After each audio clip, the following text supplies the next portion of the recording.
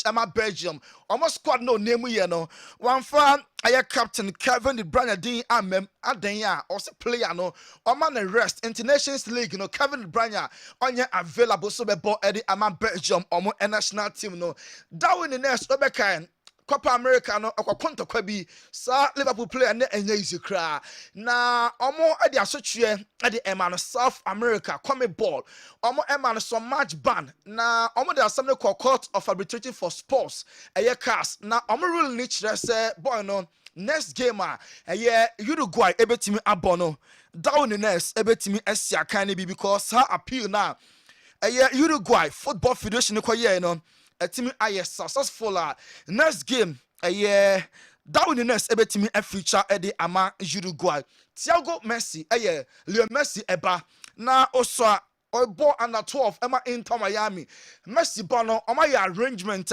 Inter Miami player na be call Argentina na oma wako ball nkofa kensie na say nkofa kensie na between Inter Miami oma under 12 and New World Old Boys Messi ni kwala dream team na oma so under 12 under air ball enti aye Thiago Messi na bebo captain amba no LED Inter Miami oma under 12 team no yenko Paul Labili Pogba so ye eno ada and I say FIFA initially ban on na 4 years say alcohol enumane ban substances na Paul Pogba sa 4-year deal na ban na FIFA de man no eno ada omo a review na omante so de aba 18 months enti January ya only 3 months away Paul Pogba betimi start at training na around March we start Asia kan de ama Juventus enti Pogba na ne ban na 4 years no FIFA omo review at so de aba just 18 months enti January ya Pogba betimi start training for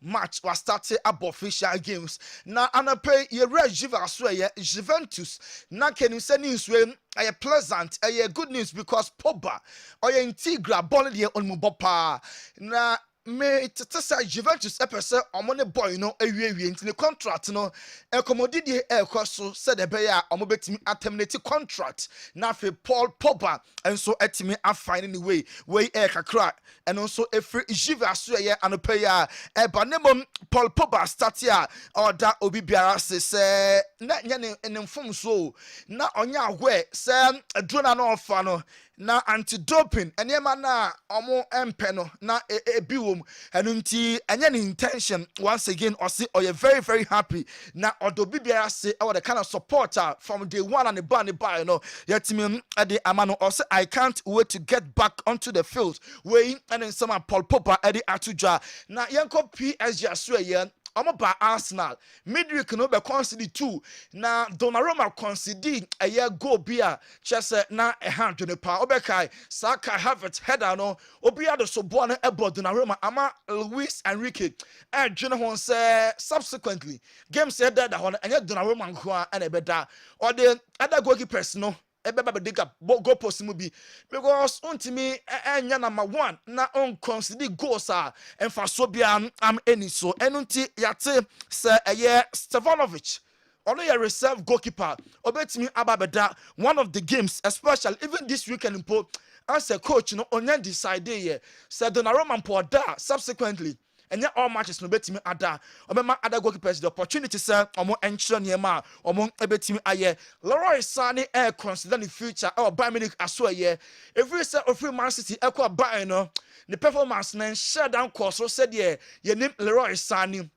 na yate se Arsenal Premier League club no enya na omo enso Sane consider the future e wo Bayern Munich omo aso ye we eni kakra efi ho enso ba Oliver Kahn e de efuto ene strong warning ama Manuel Neuer say Neuer or a very experienced goalkeeper go ne there onim go ne da pa on also consider goals bia odwene ho awon tiase mama here Bayern Munich and Aston Villa midweek in the Champions League of Villa Park no go na Bayern Munich consider no obi abeka say John Duran oyade na so ball no obetimi dia ball goalkeeper Manuel Neuer na no ana Oliver Kahn former captain and then former goalkeeper Bayern Munich no or say Oliver Sin wa brother the plus no nsɛmmɔ no ɛwɔ soro na referee scene no mu woyɛ goalkeeper wo age no ɛwɔ soro 37 deɛ a ontimi enda every game and give you best dan a ɔso no ebi ɛto no or the boss church even World Cup final in 2002 or the ball chair Ronaldo etu a goalkeeper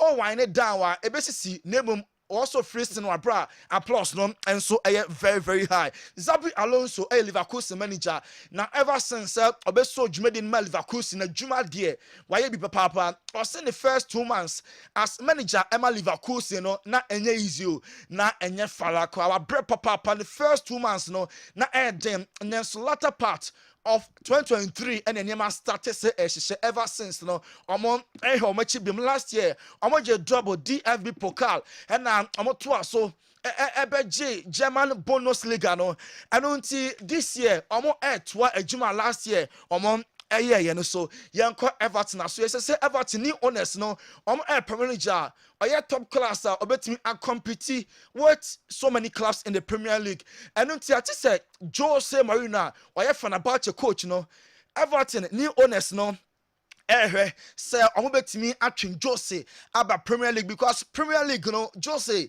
any fie wa coach Man United wa coach Spurs and wa coach Chelsea nti de enye ade foforo kra emanenti Everton ni owners no ombese omone Sean Dyke ewie na Jose Mourinho be fa adwuma no as manager ade emomo Neymar da Silva Junior Al Hilal player ana yakobusa the Brazilian said or regret it, sir, free Barca na and also I was too young and inexperienced. That is the answer. Obetimi Eddie Amaye and time na free Barca sa 222 million euros na release clause na PSG activity you know or say sa time free Barca no na or you very young and I know say inexperienced no any messenger Neymar da Silva Junior Eddie Amaye sir Yakobisa na so ni no ho what regret say so free Barca and response so I don't know Ramos Eda so a free agent former Real Madrid defender no former PSG defender and still or a free agent now can you say Juventus Bremer ni ACL no ebe force on my replacement name Juve say Ramos and come plans until as it stands now Juve and your margin say ometima wakofa Sergio Ramos yanko Barca so Barcelona enche omo be announce say omo ending Nike I extended omo a contract na sika Barca omo sa no from 125 million euros a season Barca to Eddie Accor around 140 million euros now even bonuses be crowd more Barca ebetimi anya over 150 million euros Barca here sika and then fast more expected say any moment from now official announcement about say Barca and then Nike amo contract no amo enso etimi atire mu in the month of September yabeka say Lamine Yamal and La Liga no or player of the month na yet also manager of the month call Emma Ernesto Valverde and save of the match Marco Dimitrov ono goalkeeper goal of the match come Abdul Mumin Ghana yen defender no and a 23 player of the month September Emma Alberto Morello ono player obo Spanish Premier League animu and when you can say Mbappe wakacha and France said this season obesha over 50 goals in all competitions the target I don't know na 50 goals where the Mbappe na wakoshe bonen ko first start here omo discuss sa Mbappe ne promise of scoring 50 goals this season now Patrice Evra said more compare Kylian Mbappe to Karim Benzema no derby Mbappe enyan to Benzema level according to Patrice Evra France ni enti onimsa two players papa also level na Benzema no derby Mbappe enyan drew ho anu nti yantu ebokra Benzema far ahead of Kylian Mbappe weighing and in summer Patrice Evra former Man United player no Eddie Atujwa Carlo Ancelotti ahead of Villarreal game and I say Madrid still unbeaten on La Liga na on person to say ya obeka Tuesday in Lille Kabakwa Madrid entimi ante or some of the same match ato machi name this year La Liga no obi ni wa share Madrid nti na omo concentration say every game no Madrid betimi awini Villarreal match game omo enso pesa omo share Atletico Madrid and Real Madrid a ball last week in Sensempi and a SCC Emma game nimpo at a point you suspended here. Na oko Spain La Liga no some of the subo tabo omo punish Atletico Madrid internally. Atletico Finance are conducted say investigations omo abani two supporters in Atletico Madrid. Omo toto niam bro tibe kwatua no omo identify ni mu mienu na omo de bank kese e de am ato omo so yenko Man United aso ye Man United minority shareholder Sir Jim Ratcliffe any BBC akasa ana yebisa na se Eric ten Hag owo gidie onimu ana ono na wo ta na chi se obetimi abo adwuma na Sir Jim Ratcliffe akasa or say I don't want to answer that question. Question a bishan there. Oh, to me answer. No, no, kwa. Ana ebeteki sad decision. When we maintain some man, yes, say Jim Ratcliffe or the Atuja. Pressure on the manager. You said to me earlier in the year, we've got to be patient. It's going to take time. Look at the environment. Do you have faith in Eric ten Hag? I don't want to answer that question. I like Eric. I think he's a very good coach, but. At the end of the day, it's not my call. It's that management team that's running Manchester United that have to decide how we best run the team in many different respects. But that team that's running Manchester United has only been together since June, July. Yeah. They weren't there in January. Jim Ratcliffe, and you know, going to take a decision to answer it. Want me and my yes, Man United board on Tuesday. Ebesia now take a decision on coach Eric ten Hag. Now, Yatisen, Sir Jim Ratcliffe, Nanka saying the meeting of Beba, Oman Berada, Dan Ashworth, Jason Walkers. Joel Glazer, no PM inside board meeting now. I pass on Tuesday. And the coach no, one umpire year dear and anything. I bet me Akaka on Tuesday. And no, I Man United board meeting and also a boss of Paul Scholes. Man United legend no, or say players be a while. Yen himself on a board. Edin that then two to sika koto moi. Obian himself players no, or more quality power. Auto to said Declan Rice. £100 million on to sika enguye. Otto Harry Kane. £100 million are on sale sika. A year change say over to sika over £200 million. Akoto about 6 players and for Sobia Inomoso NT Paul Scholes and a ball a year coach Eric ten Hag so ball say was spending over £2 million. Our marketing so players are for delete Mazraoui now offer Manolo Gatti some players no and for Sobia Inomoso name offer Declan Rice 100 now for Hurricane 100 a sika boom 200 now so on to sika cry engu way and a foot to Paul Scholes Eddie Atuja Bruno Fernandes said his statement about say I'm never ye more than United captain no the statement no or Chema and Yaman Shadan fire Man United supporters no enyan to boasie dan marathon league no mo obekukuru kakra na wahwe asika kra enu nti enche niema ebe start na akoye pa Mikel Arteta Arsenal manager and say the Gunners Thomas Partey preseason no or any po freeze injury eba every game Partey ball na or starting so performance no e was Mikel Arteta ball Partey abasopa momenti coach of Arsenal. Very important. He's a massive player for us.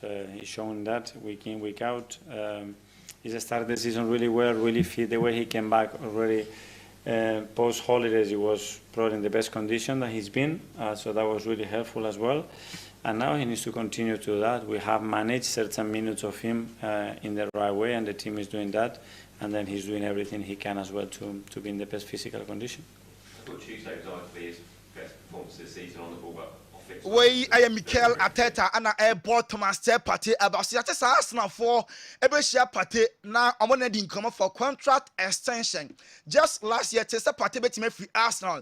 Number the most season where the US are showing into Arsenal for say man contract extension. Yanko France Andre Onana Ghana Black Stars captain na a free agent otifie name Enradian only half last year bomberly half this year so watching the jersey number 28 on a short-term contract was set to also about Eddie Amali half on a football club no you be Van Dijk Liverpool defender and say why and the role model growing up and also Osani Ninano Ronaldinho ene ne mentor ne role model childhood dream no na a person oye Ronaldo ne mom se se ade oye defender eno ene nsema Van Dijk ede atudwa Mo Salah ye be the difference between Klopp and Arne Slot na Mo Salah still no omo guso a implementation of methods and Slot methods no guso a omo etia so no Klopp adwuma for a longer period and until coach number 1 pa na omo tia season we ya and Slot abentom guso a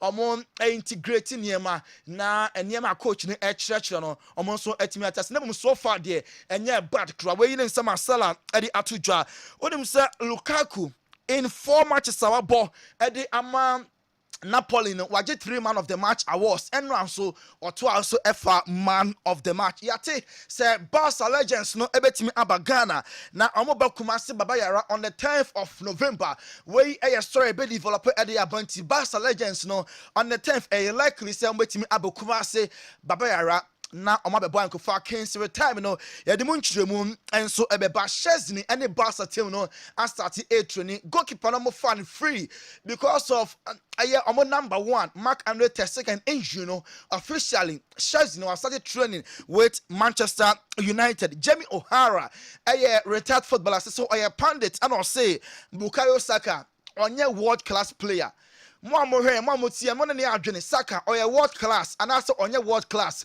name Jamie O'Hara or say onye world class player na we place your potential power to say Cole Palmer Lamine Yamal omo na potential to be world class players bona sankwada we mienu am airborne omo level no omo strokra Bukayo Saka na Rivaldo a former Brazilian player, former Barca player, or Lamine Yamal, and Mbappe, and Vinicius. Omo level no Vini and Mbappe, omo Embro, Lamine Yamal, so Marcelino, a coach, Emma Villarreal, or say gamer, Madrid elusu of France against Lino, Hanopa, because any bra. And now Madrid in Kugo no so no. Omo Edibe Shomo and then you know La Liga no. Emu Pantin Kobenya and can Madrid and lose to Lille. Our France in the Champions League. Esana Madrid omeba say a wonder lion enti game and normal bono game no enso ehupa yemfa matches no enfa entoa so ewo amonone na yanko France Ligue 1 no Saint Etienne ani Auxerre bonne na yenya Lille omo ani Toulouse e de afe so Rennes ene Monaco ebebo Lyon ene Nantes ebehia Brest ebetwen Le Havre Rem ene Montpellier Strasbourg ebe Berlin na Nice ene PSG omonso e dia face so enra Marseille ene Angers ebe draw 1-1 PSG a lady with 16 points Monaco e dia second omonso 16 Marseille e dia third ene to no 16th e Montpellier 17th e Saint-Etienne ene Angers enso etwa to ohonomo na yenko Germany Bundesliga enra Augsburg eche Mönchengladbach eshomu 2-1 ene Leverkusen ene Holstein Kiel ebebo Union Berlin ebesha Dortmund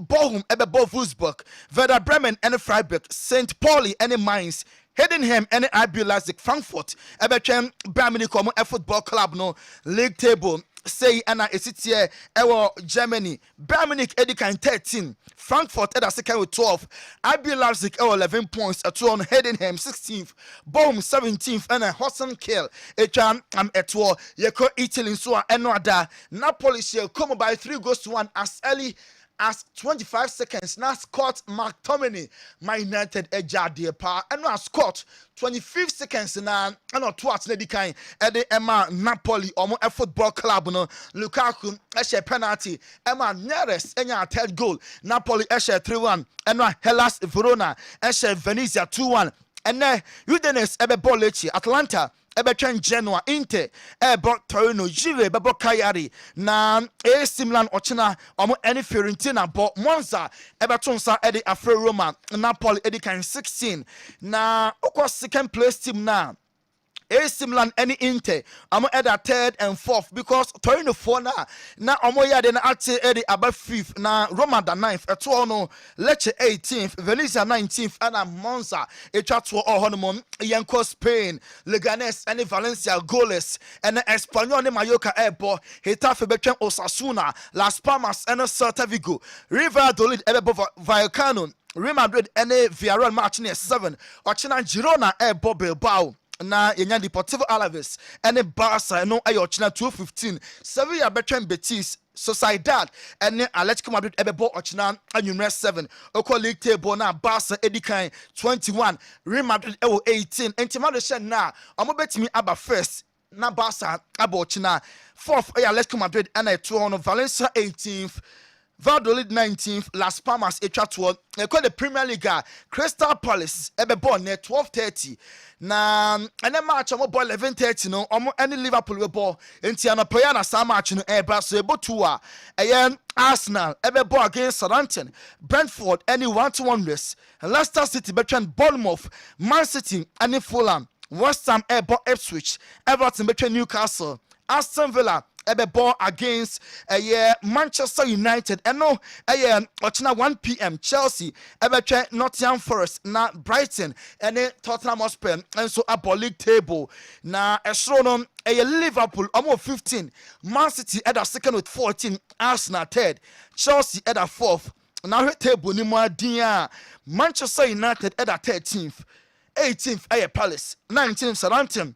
And I want to understand the other sorry so Enzo Maresca Chelsea manager no also no there one match at a time game omo air ball against Nottingham Forest no ho na omo concentration pa of that in terms of we know that every Premier League game but today in football I think every game no matter the competition can be a difficult game and Nottingham they have a very good manager, very good squad. They are doing well. Beating Liverpool is not easy, never, especially away. So they are doing very good, and we're gonna try to prepare our best.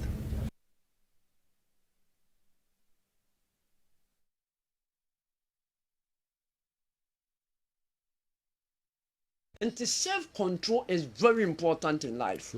Adriani and your dear Debia said, "Do you come once with TV and radio? You be a casse, dear." I was in the pedidie, ye be Bessa one man when near court near wooden who know when self control be a one. Dear Anyaman will be diary. Obisa Kakra be was it Omo can't me say, you walk a cry be winching or Mumma Munya Massim, me pacho. Bia, 1 hour breadwinner at the Maubio. And to for self control come a blabbo. And I'll say, we show commitment. Obio and obey self control. But what's not on yet? You need to commit yourself in such a way, say, and self-control. What's not self-control? Nandiche self-control. A bassa what the consistency account. But offer commitment, self-control, and a consistency. And I said, "Yo, I was say, a young one, a bassa no is so diligent, say, I do me. In conformity, brave or no BOG Beningay, Abia will use to copy. No expect wonders where not. But you need to show some kind of consistency. You need to show some kind of commitment. The moment San Neman air come I'm telling you, say, Ubena results. And until the person may catch a phone a telephone in and say, October, a dear Biano comment on yet self controlled home. You're consistent, not for diligent, count a bassa or the call him. Said you, you perceive a mema, sebi, Yabacase, or more a oligospermia, and I say azospermia. Men breaking it down, Kakra. Said you, and I made the oligospermia and azospermia too. Secase azospermia and oligospermia, a low and zero sperm count. That is what I want to tell the public. Obi or Honomoa. Sebi or the blame a man you name Malambi Ewobwaka Echiho Bwaka Kofobia baby sir. About 3 years back, one and a wife a bam who are large Kessiapa said you and I say no Bishop Malamon and Cookans Bishop Prince come on before so Obichina among who come here labs cracked one or yet any abstinence for 3 days, 4th day no now I mean you're picking sample near seminar fluid analysis exactly.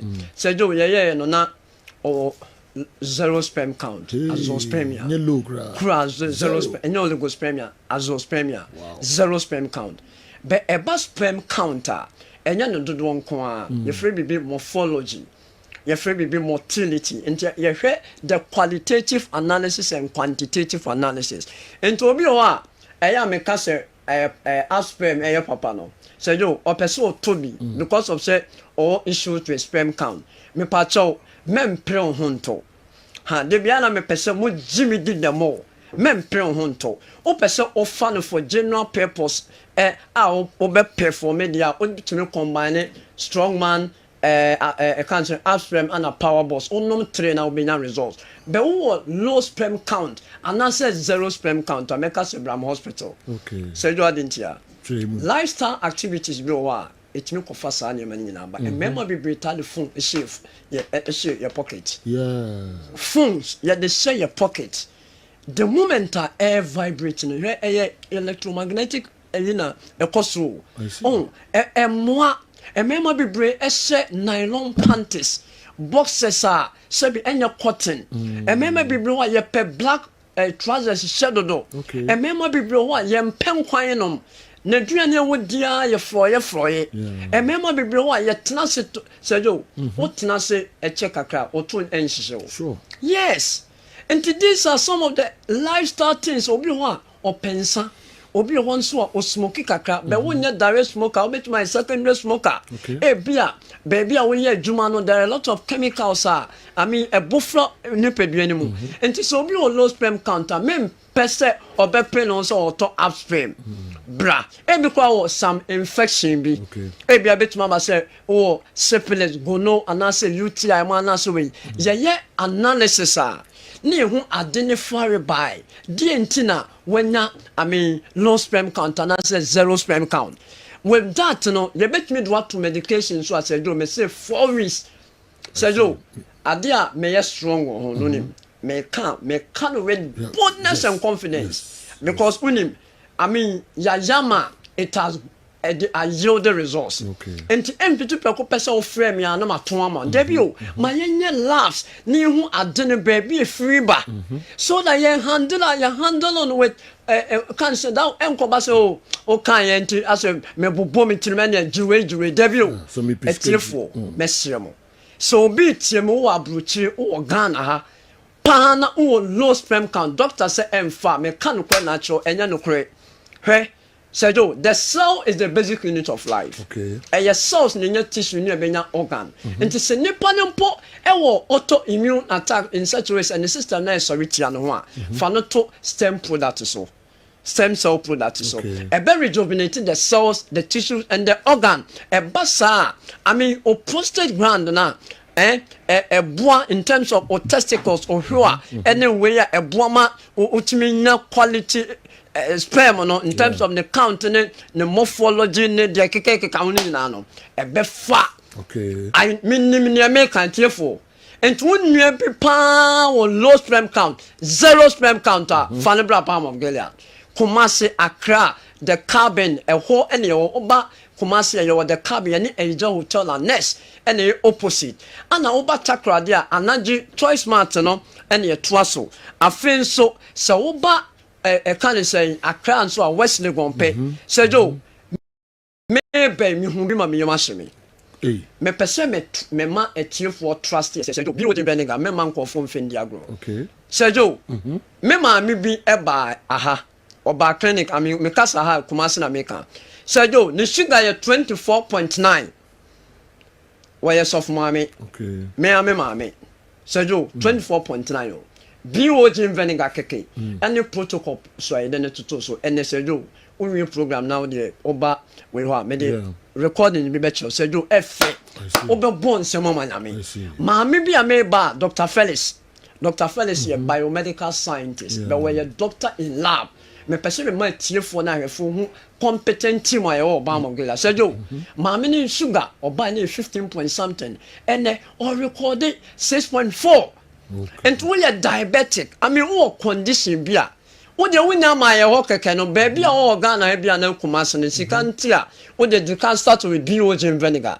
Fagugunsium, unsio be a trebi. I mean, a big boost to immune system. So, do an operation can be in a code.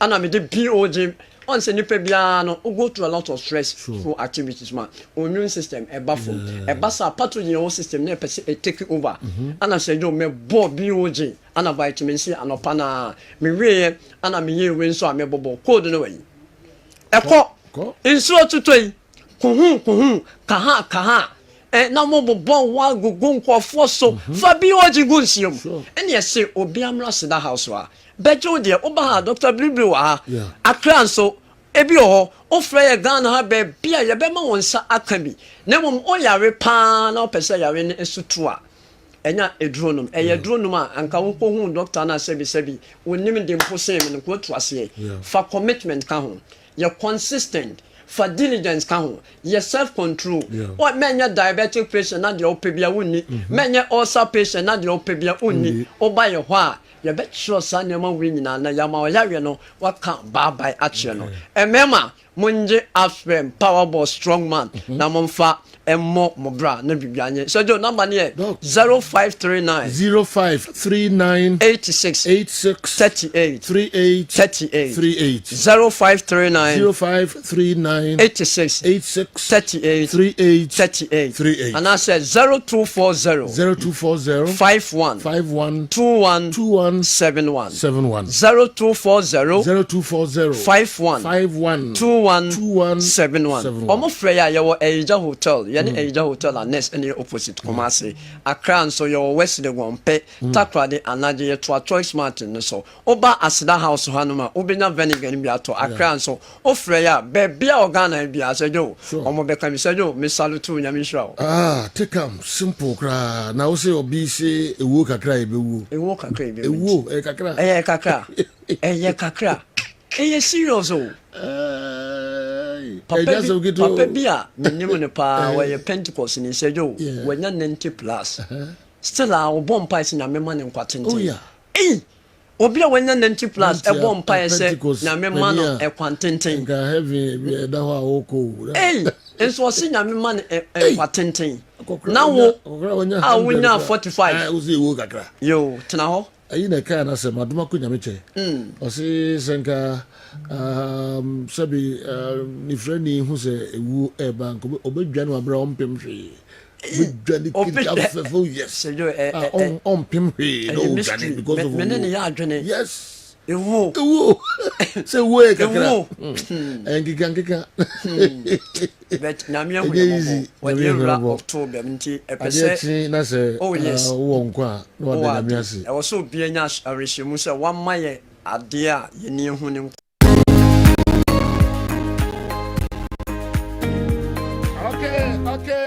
Okay. Yasaba munyina akwa babiom edi aba Kessben television, Kessben 93.3, Kessben 92.9 Accra.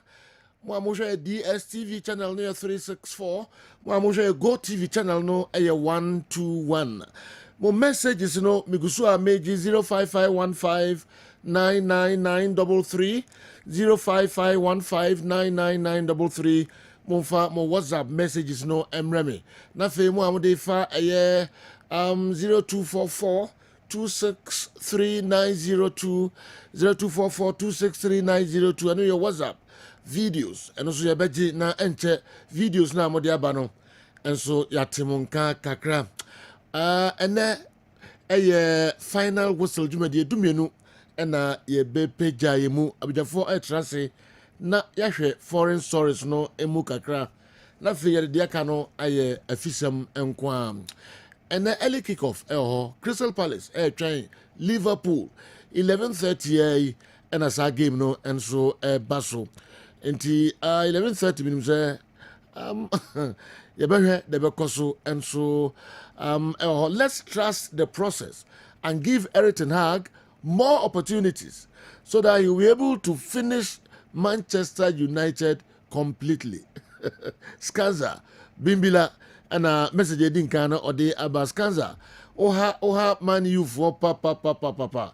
Good morning Kessben TV. I'm Kwaku from Somanya and he can be a better coach for Barcelona. No, for the Black Stars than Otto Addo. Keep the good work up. Asambe na okay. DNT na okay kasanse me. Maria Zekov Mohammed. Nidia also de aba ene anope boss. Asem how. So Coach Ouattara and his boys couldn't beat a 10-man Adriana Stars. Coach Ouattara is taking us back again after just 2 impressive games. his consistent level is always questionable. In fact, he should back up. The one who negotiated the 1.5 billion Ghana's 1.5 billion for the purchase of Asamoah Boateng has really caused the club. The guy has really shown that he doesn't deserve that amount. We dare our management not to pay the remaining balance to Nations FC. They can decide to take us to CAS. We cannot. That's a problem. Oh, Andy. You know, how's one nations, you know? that's a problem. But the problem, a jump on government.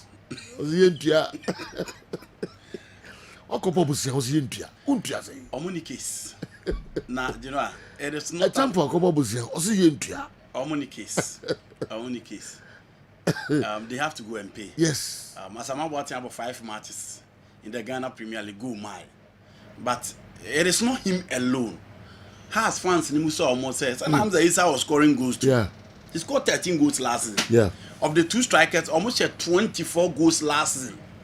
This season goals, let's say. Nothing is working. Now, you know, be your massive has for them quite kakra. You ball league in the way, and you league in 20. Or league in 20. You ball league in the way, and has of folk airball matches. Before pre-season and then pre-season. Yeah. Has, you know, it is called and he has about against Kotoko 2-0. Okay. Has able against Bichim United on board 3-3. Has about against Heart of Lions and they 1-1. Okay. And now almost the penalties AJ Capon. Has about against Dreams FC on board 0-0.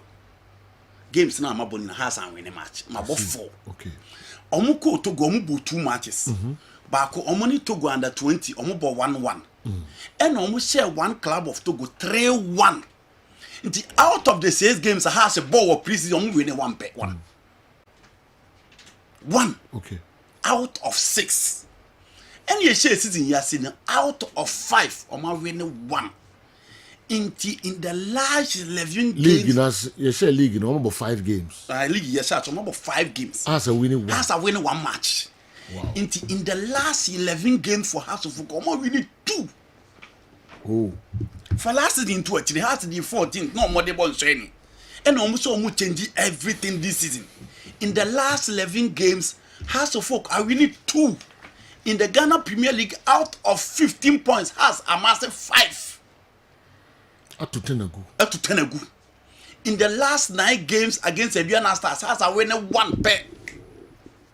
You know, in the last 9 games against Aduana Stars, has a winner back up. I see. Inti has no, and yes, Asamoah Boateng, and then you have the whole setup, nothing in the working. Pick the individuals within. I'm in person comparison. But under some body, you saw Richard Atta making it to the Blasters.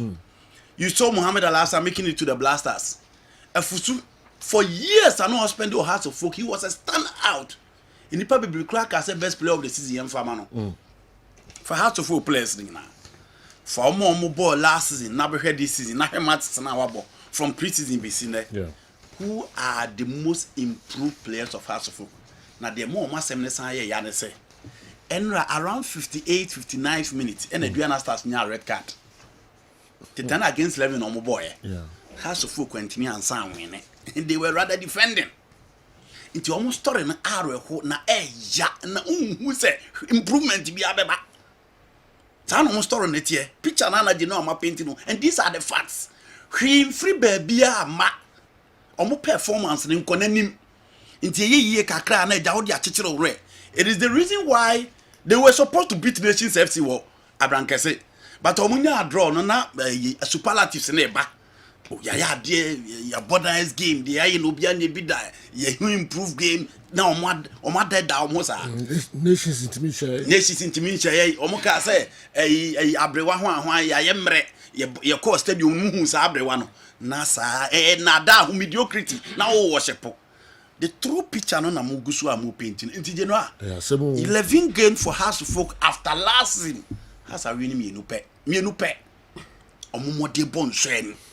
No kure wu mu ano na bibia ni team no abekas as soon as they ma mentwene nyina nchen na menka bi ma no obi improve and then once the national team call up cry will be considered as for one will be considered fire and few maybe obi hu nti then after 2 games here before Adriana match na obi ase oh nema say eyeye ma heart of folk na I didn't say 1 game no say asabe say bibia say mentia say na say against nation before nations na has ya one before nations has Boba Sake Holy Stars yes omulusu yeah omukobo Heart of Lions omulusu yeah and omubeshe Bechem United and obi ase wo afedie and omu nations be board nti Bechem nations no 4 points say okolusu 2 games na bebo game na osha na obenya draw enti say they will lose to draw na say asabe say bibia no anti almost draw akwemu a nti January sa na asem then now tie fans no nyoma nsema omo kika wa Cross Sports anymore I said that it is a team no agu narrow general you see maybe for cause going hard to folk yeah a two way fans no kiti ni abotre I would say after losing your first 2 games and winning 3-0 against Bechem now our nations are able draw nations your team obitisa Asarbedia coach for Young Apostle ATP almost 4 potential winners of the Premier League. So after winning 3-0 and drawing against nations, it gives you an impression say team no afedia a pija. So fans be optimistic say indeed progress eba because we have lost 2 games miserably, won by 3-0, pick a vital away point. But then you see, and yes, about draw against Adriana and I draw Keke. Underperforming Adriana Stars. Even say Adriana board draw and run. Ufa Ghana Premier League table now. Adriana is last but 1. Only Legon Cities and Adriana is better than after playing 5 matches. All other teams about 4 matches. Adriana after 5 matches, only last but 1. They are yet to win a game this season. And to me, a very weak Adriana side than the Uchian and Rano.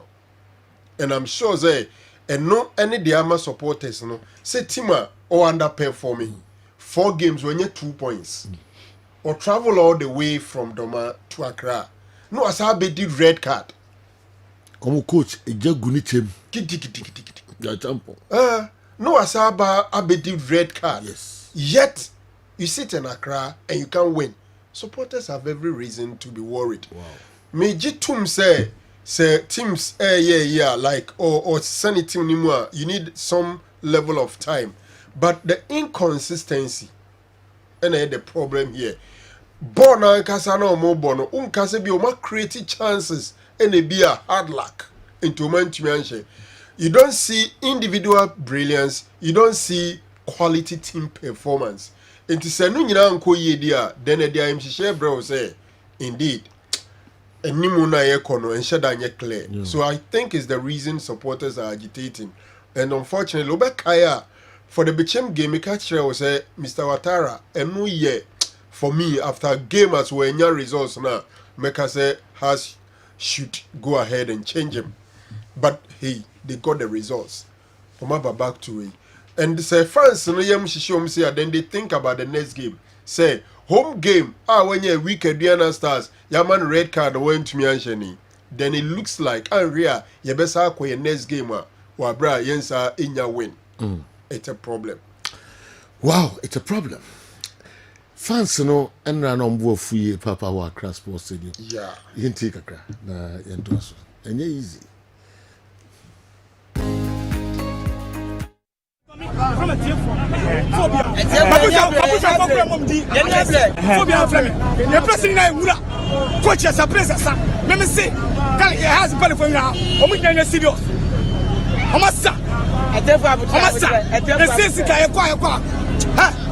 It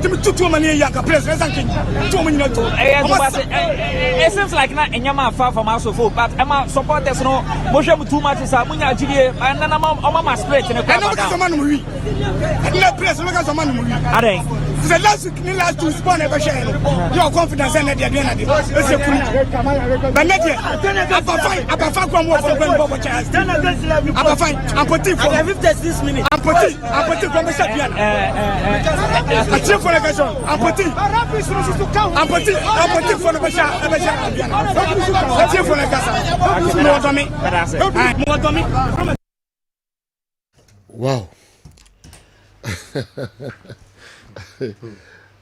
Fans will always be fans. Football fans will forever be fans. Why are we Hearts of Oak supporters behaving as ostriches? Andy has nailed it. Bam! On the head. Okay. Alaji Sita, Bremen, New York. You see now, and they say, we Hearts fans are, I am sure they say, okay, you're tomorrow winning home gaming. It looks like and we are in next 2 games, we might not win. Hearts will be traveling to Wenchi to play Young Apostles in an away game. We are no Asakobo Dreams in an away game. So they have 2 away games. And what follow us in recent times are away performance team. So winning a game away from home. Until Esadia Mshishebe Bre will say, and here we are not likely to win our next 2 games. Obebo 2 away games and San Wabefi any BB any Gold Stars at the SCNE. So supporters na so musa pomunsu. Okay. We are beating Accra Lions tomorrow and widen the gap between us and Yanum to 7 points after 5 games. Catch us if you can. Kofi Manu the way every Tosu and Abreye. So Kotokone has no more league or move. Oh yeah. So say 8-3. This is a 8-5, yeah. 8-5. 3 points na that Kotoko. Oh, 3 points. Just 3. And you're 4. Oh, okay. Gotta go 8. Gotta go 8. About about 5. And we're winning. Into about 5. Okay, before the match now, 4 points. 4 points. Okay. Into Kotoko say Accra Lions. I said, why can Gabon be 6 rather. And not 7. All right, after 5 games. Omi no wo mo league omo. Team you go that so be omo fa. New Chief. Yes. And no me game no. Se Franco di ba mtrim and di ba mtrim. But my team am from. Okay. Hearts of Oak ne Kotoko de. I think say fans na so can problem no ho. Fans na ka problem no ho.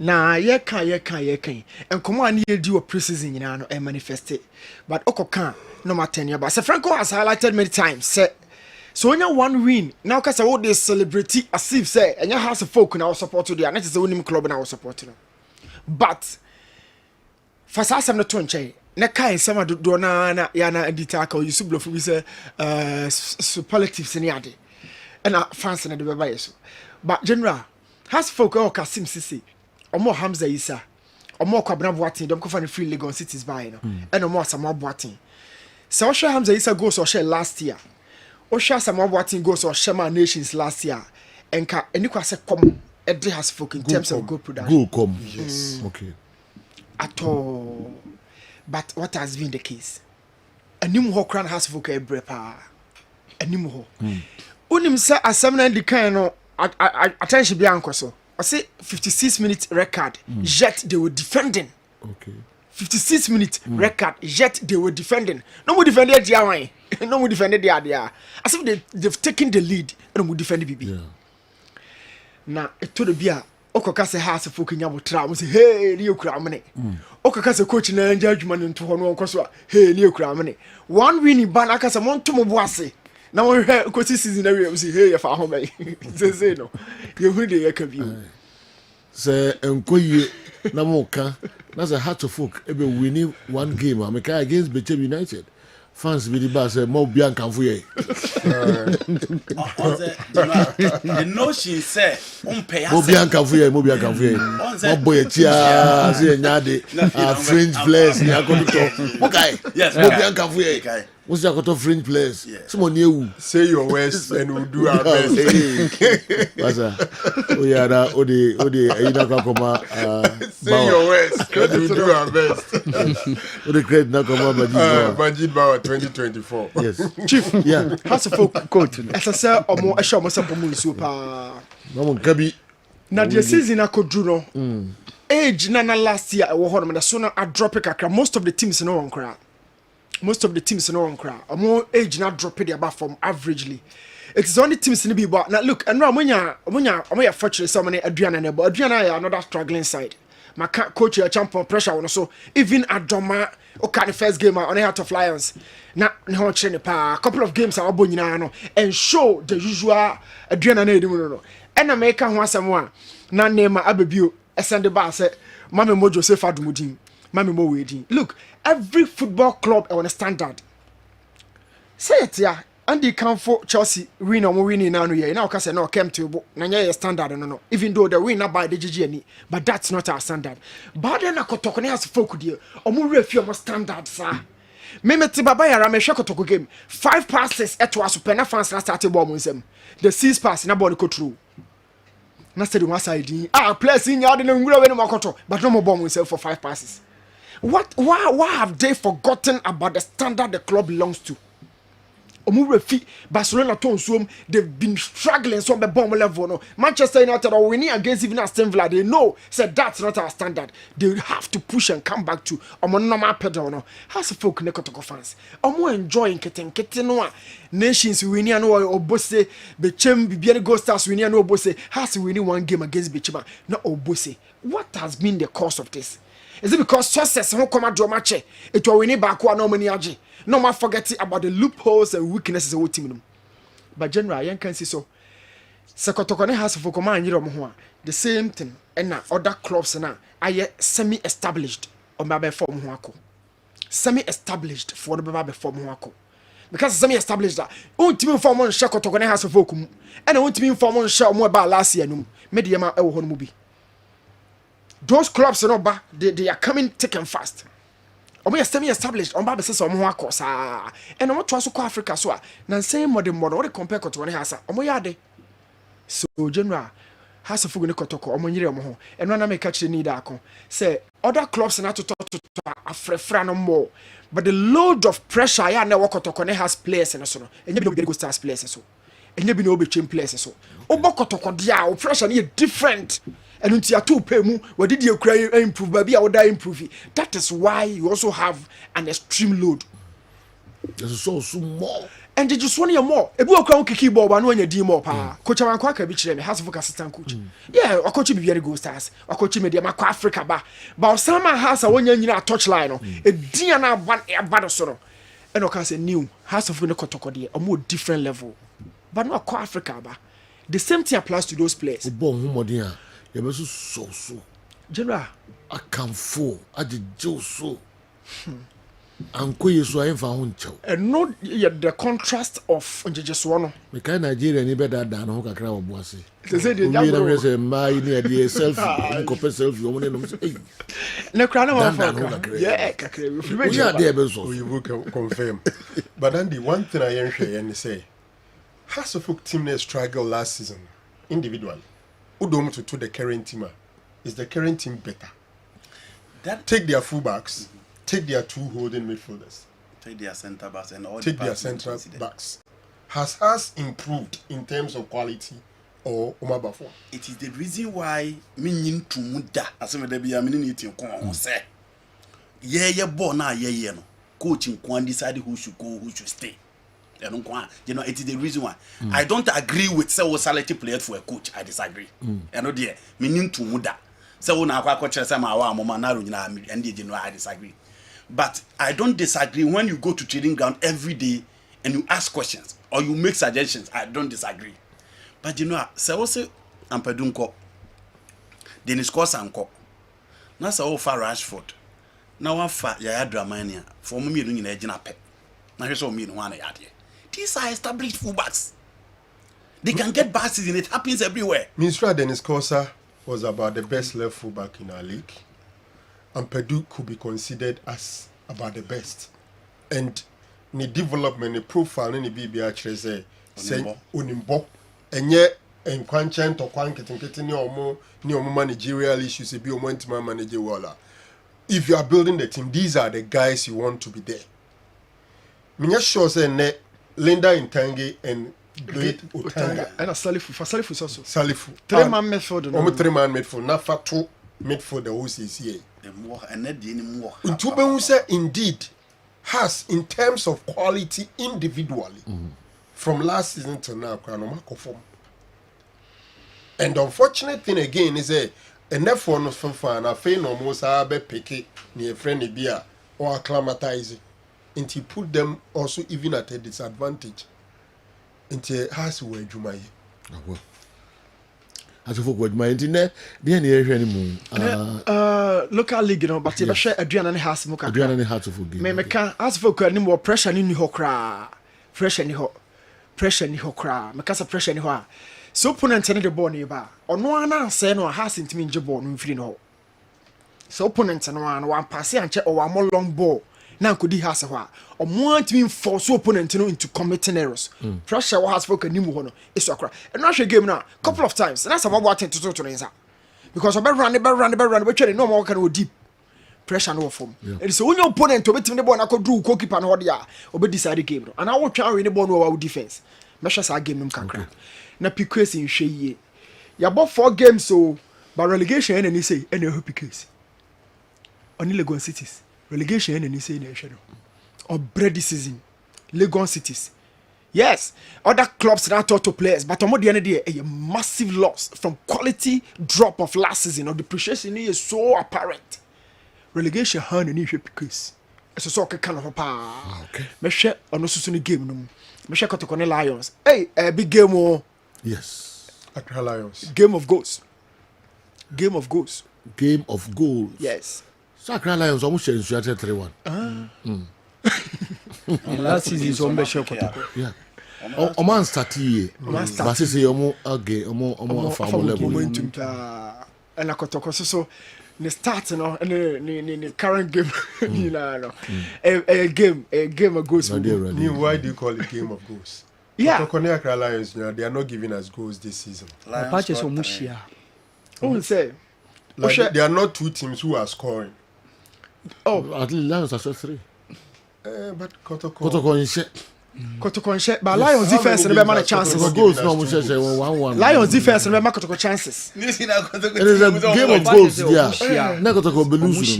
No, I mean, who's Kotoko goals? It doesn't matter. It will start from one game and the goals in the baby. Okay. It would have to start from a certain game and a goals in the full.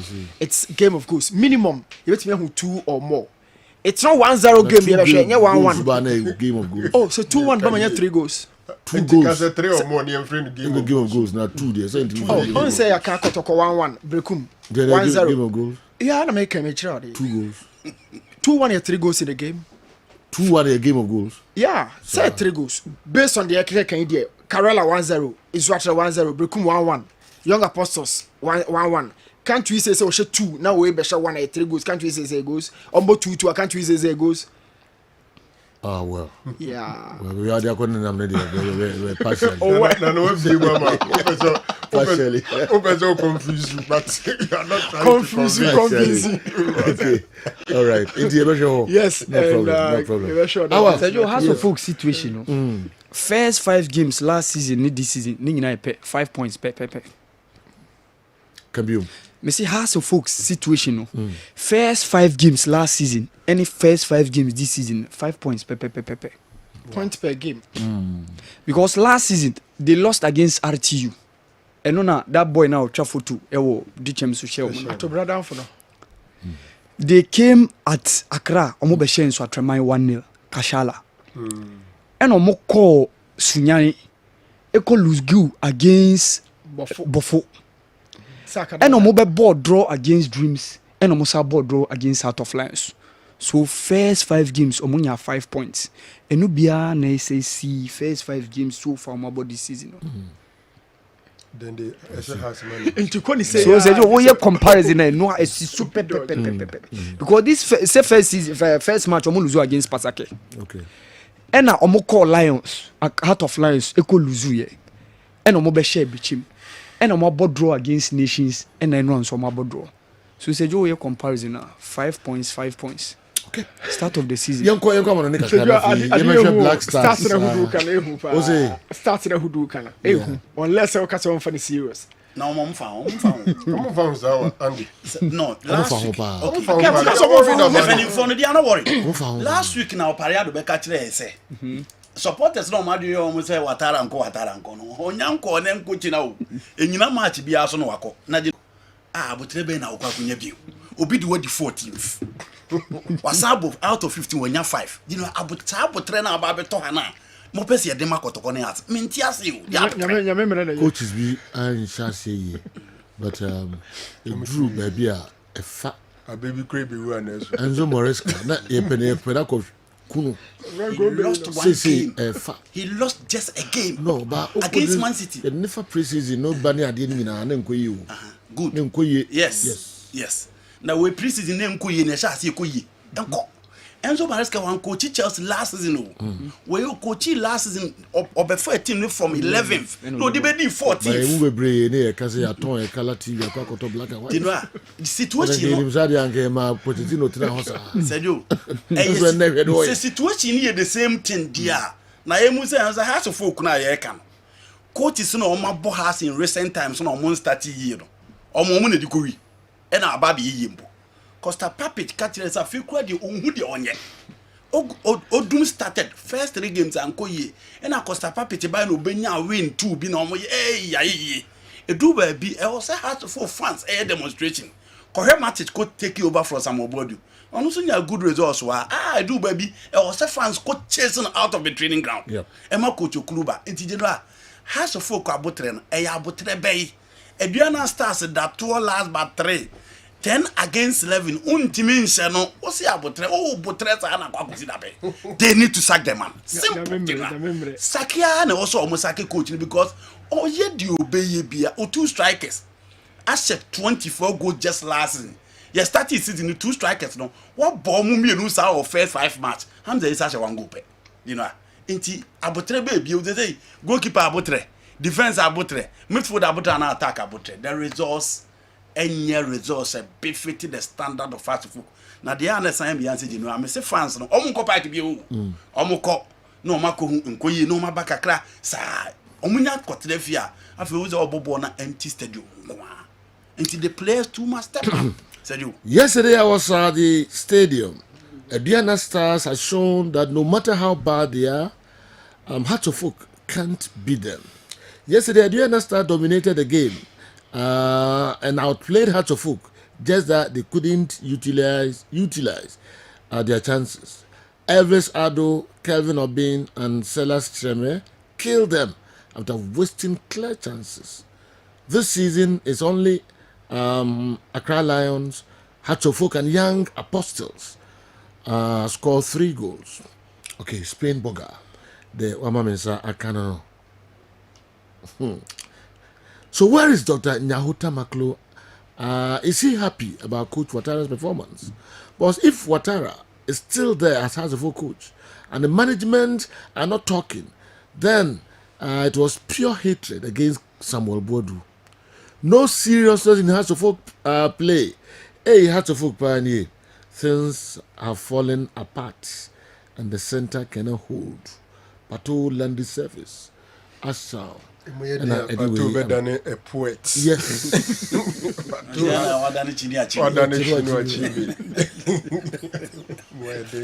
Muedia. And now who say, Ubia no twade, or than a poet. No longer at is my favorite. Things fall apart. Yes. The center cannot hold. Yana kiss loose upon the road. And I has I am. We are waiting for more. Oh, me fall apart. SHS. Tino achieve the name favorite. No, Busan is a bonim. No.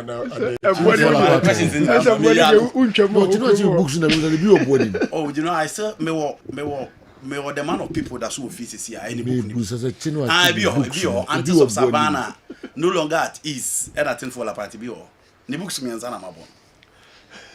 Next question. What am I doing? I'm fun. Next question. No, it didn't know because woman the next question Imra. They are up him. They don't question you. It didn't know because if you were anymore. Didn't know also person the Pebinia Hotel.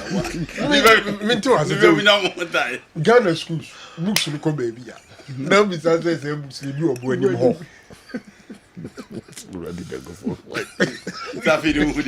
Otayna opasa o de man na nko fo betu hyem so o fa ho adwache the next question na say bonim senior high buy home buy anytime the baby bia bonim senior high buy how many years about 3 years look at that the time I walking kind chino achieve books now first things fall apart na me busa na ebi wo bonim sa time and e match as a what never about no team here. If you want things fall apart, you kind of junior high school. Senior high. It's your kind of and the only senior high school was born him. About 3 years ago. I said, "Oh, Coco kind of he never be born him." And I see Anne. Utu kwai na. There be. Serango. Utu kwai. Was seen be born one. Can say be born him. School na ako him. 2 things. It was up to say. Time na wo kind. Oh, things fall apart. Some catch us some kind of SHS. But no longer.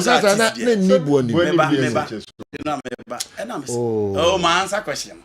Me say the books now my kind meeting at you baby. It's different from you and Boni. Nebi Oboni. Simple. School beam. Satana na wo kind. Satana make. You who library. You who library grow now na Boni. Oh, you know.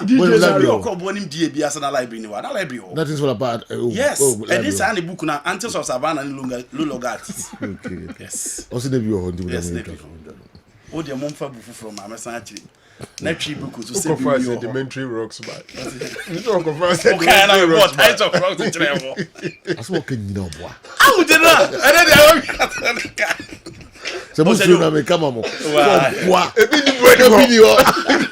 Oh, you know that Enko. 11:30 Crystal Palace and Liverpool. Yense match na. Did I open book? One lab. I don't account 3 months. Yes, simple. The person who can now one. Okay, Martin. You know what's in good morning. Bonim Senior High School headmaster. Madam for power. Yanko. You know? Yeah. This is the Biabaho. Games also in Europe. Now, you started there. What the car say? Yanka Crystal Palace and team my friend Liverpool. Yeah. Crystal Palace and so you team you know. Oliver Glasner last season no be a bona baso, but this season in co years. So Oshe team my friend Liverpool. Almost so much team ba that first. And the performance almost in the Champions League and in the Premier League, you know, I'm be falling in love with Ancelotti and a confess a unity. Crystal Palace in him so Omar Sheikh Diokori Ababeka Adam Watson who he made for Daniel Munez, Tarek Michel, and the backline of Maguimo ebe di na ho e bereche eze after the Chelsea game no ontimi ma game no eti said the tie no and then Abrante fe edinkati abeka ho Ismail Sa enso aba join on team no and then you have Papi Matasa but Sergio the Liverpool team and the kind of play omo ne ohwe Crystal Palace omo nso nye team abrebi omo di na chiri omo ye team omo ji omo midfield ne di hoping say space is bema omo o mateta obetimi atata the 2 center backs of any opponent, and that is it against Liverpool, Virgil van Dijk, and then Abrante Fede Konate. Into a game, Sergio, me expect say Liverpool by 2 goals, by 2 goals margin. It's a Liverpool win in that particular game. Arsenal against Southampton. Southampton soon koye. Obi a follow me in the Premier League, you know. Almost signing players are no money experience in the Premier League. And they can offer bit say Maxwell Cornet, offer bit say Ryan Fraser, offer bit say Charles Taylor. You know, Bednar don't call a year championship in and Osadio Maba, or bit say Matias Fernandez, the Portuguese international. I'll see a part of that team. But almost so by no, said you, Kyle Peters is still there, but results in Koye.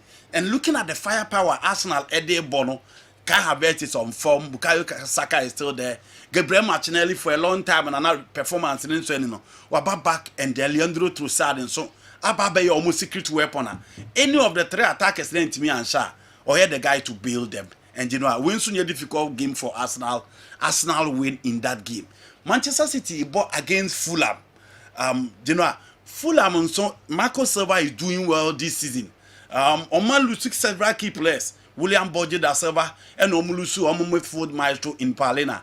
And Ode Andres Pereira Babeka central midfield from the number 10. And Ode MS Smith Root Abba Alessi will be on the left. And Oba Adama Traore and Oba Rafael Munez top in a 4-2-3-1. The likes of Robinson, Kevin Bassi, Ramda Mo Edaso that particular team. Team saying a pepope. Team are open up because a lot of talented players within the squad. And said you me call for Manchester City win in that game as well. Chelsea bought against Nottingham Forest. Nottingham Forest after beating Liverpool said you so watch games against Brighton and Koye, against Wolverhampton and Koye, against Fulham and Koye. 3 games on my ball after beating Liverpool and Koye Farmer Nottingham Forest.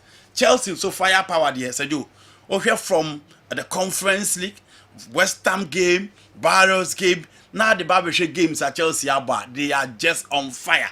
Na kwaya omode Brighton fast so after Brighton setting up a high line defensive line the kind of performance Chelsea put to up and the confidence level with team no nabasro into any player be at Chelsea be person be starting be said you almost arouse the game to flow and then only idea only Chelsea bar West Ham kobo the same thing and fa Brighton kobo the same thing and fa until only Chelsea ball now I'm far more than you now but free flowing football now open up and don't know the fluidity of the Chelsea attack Omope Jadon Sancho no de Madueke Kopama just on form and then Nicola Jackson and also a game I may call for Chelsea win but they should be careful with the weight play of Tima your friend Nottingham Forest.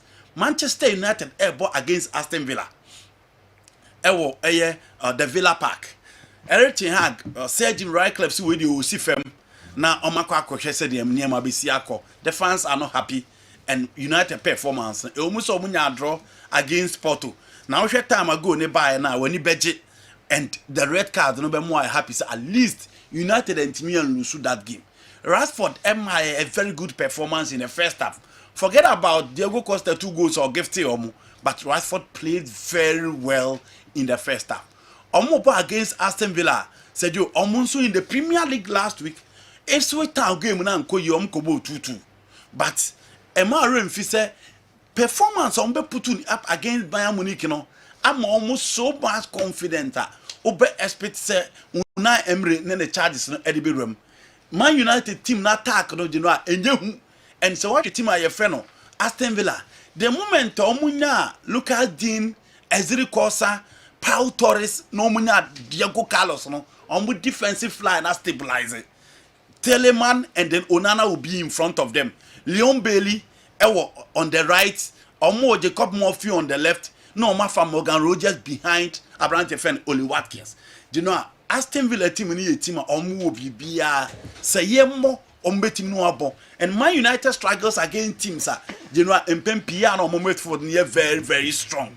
And for me no enema Aston Villa ejina yi.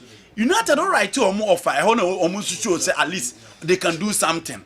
Maguire will be back in this particular game because the late any Lisandro Martinez performance you know omo dia ba Man U chire ono de aye West cry enkoye and obi hu that against Porto and Maguire ba e mo benya goal no e de ma omo said you things are done well for Man United Ugati Super Bowl 2 games no ankoye omo no omo ye omo United omo so jai Ugati me but for me it's still early this year you know Ten Hag or Bokobasa or kwa no wanya victory bi but I don't think this one they will be lucky.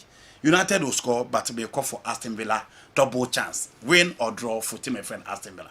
Okay. I watched Hearts of Oak and the Diana Stars game last night. I now partially understand why our Black Star technical team is always unable to get at least one upfield player into our already struggling national team.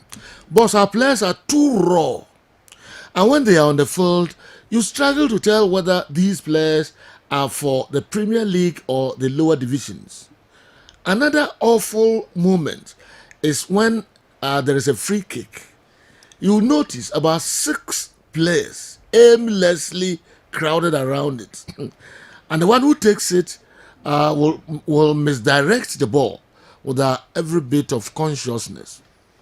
Granted, most of our coaches are substandard.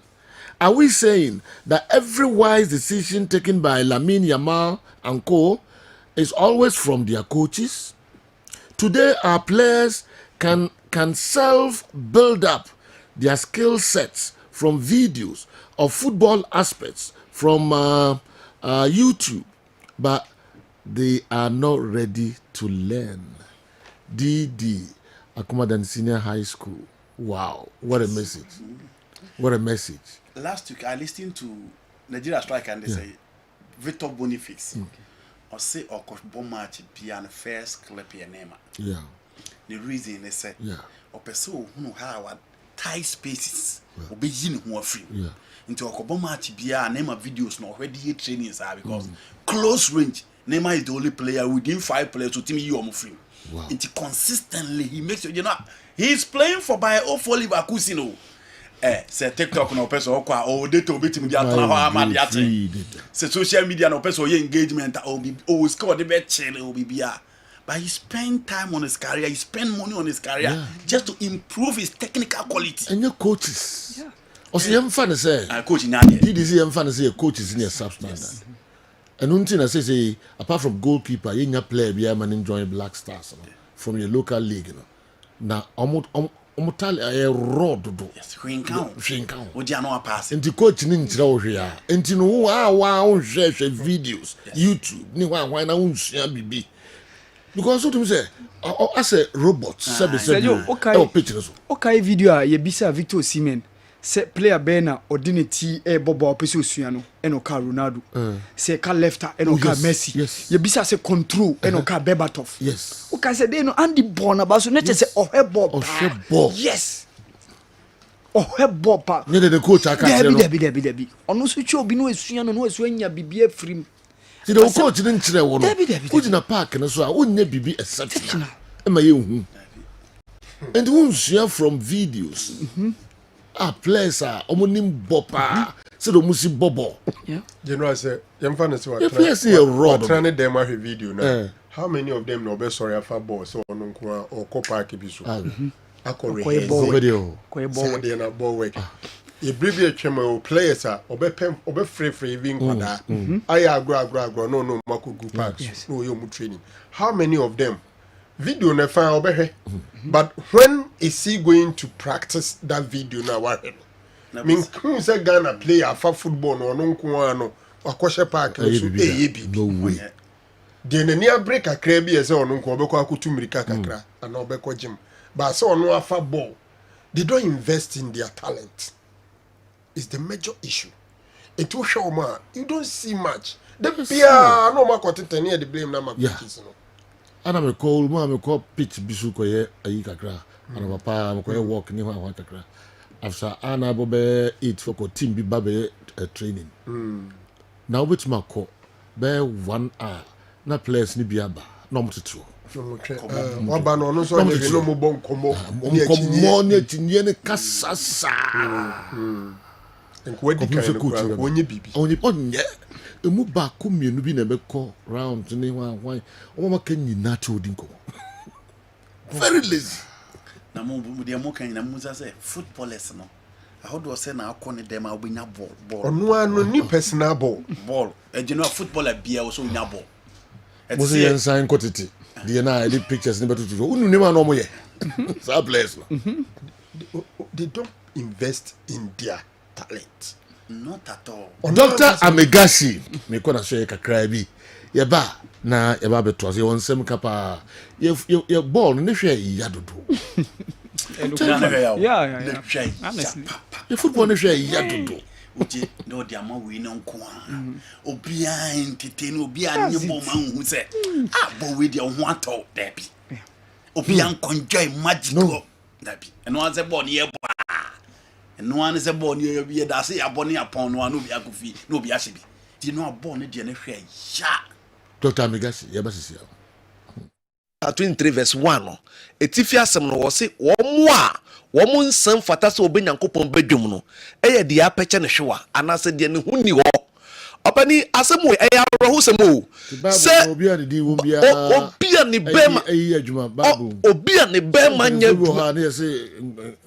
what is it obi a ne bɛrima nyɛ adwuma bia no onyankopɔn ahenni mu no ɔnkɔ bi ɛna sɛ ɔte asase nso so ɔbɛbrɛ enti bible no koraa bɛ confirm asɛm bi wɔ ha Proverbs 31 the verse number 17 no wɔse sɛ woyɛ bɛrima deɛ a fa wo bɛrima yɛ den ɛbɔ w'asene quotation is saying Proverbs chapter 31 verse 17 was saying ɔde ahoɔden bɔ n'asene obi ɔyɛ bɛrima ɔde n'ahoɔden bɔ n'asene na ɔhyɛ n'abasa mu na wahyɛ n'abasa mu den ɔte ne dwumadie mu na ɔbaa na ɔne ne te no wate wo dwumadie mu dɛ ne kanea nnuma anadwo asɛm no ne ho ɔpɛni sɛ nipa no ɛnɛ yɛ nyina yɛkɔ akɔda nnwummerɛ a deɛ ne bɛrima nyɛ adwuma ne kanea dum yɛwɔ nkɔfo bi hɔnom a ɔmbɛwale mmaa no akɔto dɛm awiem ɛbɛdu dɛm hɔ no ɔpɛni obi a meka wɔ asɛm ma wo ɛyɛ ɔdi ɛda wo so yɛ bɛrima enti sɛ yɛto punum anadwo a wo bɛrima na ma yɛhu sɛ woyɛ bɛrima enti bible no kɔ akɔmfam wɔ se dɛm ɔbaa ne bɛtiri ne nsa asɔ ɔbɛrɛ mu obi a ɔbaa sɔ ne bɛrɛ na ne bɛrɛ asɔ ne bia no sɛ nipa no ɔnkɔ heaven kɔtɛ sinɛ ɔse ɔtene ne nsa sɔ ɔbaa ne bɛtiri ne nsa asɔ ne tɛduam tɛdua yɛ dɛ ba adeɛ ɔpɛni mese ɛdum mmerɛ hɔ se yɛkyerɛ bible no mu o ɔse ɔbaa ne bɛtiri ne nsa yɛ dɛm asɔ ne tɛdua no mu na ne nsa tea so wɔde ne nsa tea kyekyɛ mu nti obi wɔn mɔbɔ sɛ wɔde ne du dɛm a okura ɔbɛbɔ ti sɛ kura asɛ kura eti so okurom na sɛ adeɛ yɛ ansɔle a ɔpɛni awɔ sɛ mɛne kyɛnse number ne yɛ 0547 0443 07 0547 0443 07 yɛwɔ mpanyinfoɔ bi wɔ hɔ a yɛbɛsɔ ne bɛrima mu stan ansɔle ɔpɛni edi ɛda ɔso yɛ ɔbɛrima eti sɛ ɔbɛrima ne nya adwuma a asɛm bɛto even kɔ bible no kɔ confirmation bi am 1 Corinthians chapter 7 the verse number 5 ɔsɛn okay 1 Corinthians chapter 7 asɛm nyankopɔn kɛ mpatwa mo nyɛ asɛm no mfirim enti ɔsɛn momfa mo ho nkame mo ho disɛ mu mienu pene so sɛ mobɛtena hɔ berɛ tio ɔse berɛ kakra yɛwɔ berɛ ɛyɛ time ɛne yɛwɔ ɛnna ɛne yɛwɔ na ɔtwe ɛne yɛwɔ bosome ɛne yɛwɔ afie enti ɛberɛ ne yɛ anɔpa sɛ anɔpa na moayɛ madwe sɛ mobɔ mpaeɛ deɛ a anwummerɛ wɔse monyɛ dɛ ɔse na moatu mo ho na moatu hɔ sɛ ɔmɔ mpaebɔ na afei mo asɛ hyia mu biom na ɔbonsam amfa mo ho na ɔbonsam amfa mo ho na mmerɛ so nti obi asɛ bi ɔne ɔba te dem na ɔne ɔba no ntumi da bia no ɔbɛma ɔbaa no abɔ adwaman na sunsum so ahɛ ne asa bɛwale ɔba no aka ho because adeɛ no sɛbi ɛwɔ hɔ sɛ wontumi nnidi a honhommɔne bi wɔ hɔ a ɔwu sɛ ɔbaa no wɔ akɔnɔ ɔwale ɔba no akɔto fie ɛna wo ne ne ntumi nna enti spirit no nam a na ɔwu sɛ ɔbaa wɔ akɔnɔ na bɛwale ɔbaa no enti Dr. Magashi deɛ asɛm a meka kyɛ mmarima no sɛ wopɛ sɛ wonyini kyɛ wɔ asase wɔ asu a huni sɛ ɛma aduane ɛmfa nkame wɔ mo enti na sometimes me tun ko fo say mo a mo abrocha mo ma o Ghana ha no adu be fa ni ko ho but e man ti sha mo ho sa o enu no 1 Corinthians chapter 7 verse 9 kra ka say o say eye man so be wala che so mo ho be yira o mo enti ma me fo bi o ho a o da na do a nani 2 o'clock a otumi na biom eye be man no hia Dr. Magashi me ko so bom kokko say de ye asebi e mama wu aja fie na ma o mo yire no mo no bebro no mo bema Omo bema ho operi number is 0547 04 43 07 0547 43 07 Ezekiel chapter 23 the verse 19 ka se bi say openi oba bi o manya na pen so obebo dwaman but sebi wawale na akoto fie na woni ni ntimi nna no no ama dwaman den aba awura no afi obebo na dwaman ba den adosu quotation say o kan Ezekiel chapter 23 verse 19 na o ma na dwaman mo no do so ara obema nya adwuma nti wa ma wo yire na dwaman ba do so ara kai ne maba abremu na okoso kai ne maba abremu na obo adwaman enti first na wonya wale no mpato afo obi na bema wa obi on de obi na de so tre bai wa enti se wo be wale no to fia sa mema na nyina wo de se wo madwuma wo na se dan no se wo de na wu a de bia no wo ba na koso ayde akai ne na baba abrem enti wo te dem ho na de so ne ha na ma ne se me wale bema na se me wale me nyonko ba afi se wo wura dem a o bema ne nya adwuma Dr. Magashi me sin number ne 0547 04 43 07 also kai na baba abrem na o de boy adwaman na ni bre won empena fo ni bre ne empena fo a won bere mate se won bere mate se fun ponko be ma ho ba te se ne ho ba se ponko spe opani mani ama nka ti ma wo to aso kro se sa ma no kra ne o mo beda sa mema ne o mo da mema di nka num nufo nansa ebia mi ke ko wo nufo ko wo num da unim se de no Dr. Magasi mi ko so bo kokko se obema na nim wawo se etia se swa se moye mre fa number ne bra yo kuma se amazi makru fa makru jonko aka se ko police house o akra yo kaswa prison junction takra de eya power kejebri government school o mu so mo techima henso opani e man tumi abo mi prumu aka chimi se bo mema ni kokko ka kire wo mo because ayadia hayen ayadia ye hia the end of this remember to my esro de no one for form de na nka ho a ye ntiase enti na me course a me bo ho Deuteronomy 28 the verse number 30 no etifi asem no kra say asode hu no me quotation say Deuteronomy 28 verse 30 o say obeje oba wale etifi asem say asode hu no me o say obekwaje oba bia wale na obi ne no obi ni beda mu bebre na ma mo no mo krase o mo kwan so a wo mo fafa mo chi enye o mo pe o oni need me na opani oni need me no e ma no e adia sebi wo mo da na do a sebi o mo se dia obema tumi soro no o mo so the same thing ehome wo inside etu so wo di oba di agro wo di oba di agro asema beto no eye ne bisa se ye konfantima mu a e ma bebre o mi ku na wuja me fie no tie e wo ba bi atimi se ni ku be wuja no wu na be wuja ne se wo be ma nya adwuma o be fa no adwen ada se wo be fo wachi ana se wo do be kokot na wakwaje oja nyina etu so be di oba wale obi ni be den ebeda obeden o dan kwa wasi no tie se de o kan so no obe si dan enso wonya dan untrem enti asechene se dan na wasi no odi agro a obekwa ko fo bi ufo aba betrem because memma me say memma ye peska se ye ntumi ambomoden se ye beji ye ben masi ho kopim se obewu a have unkobi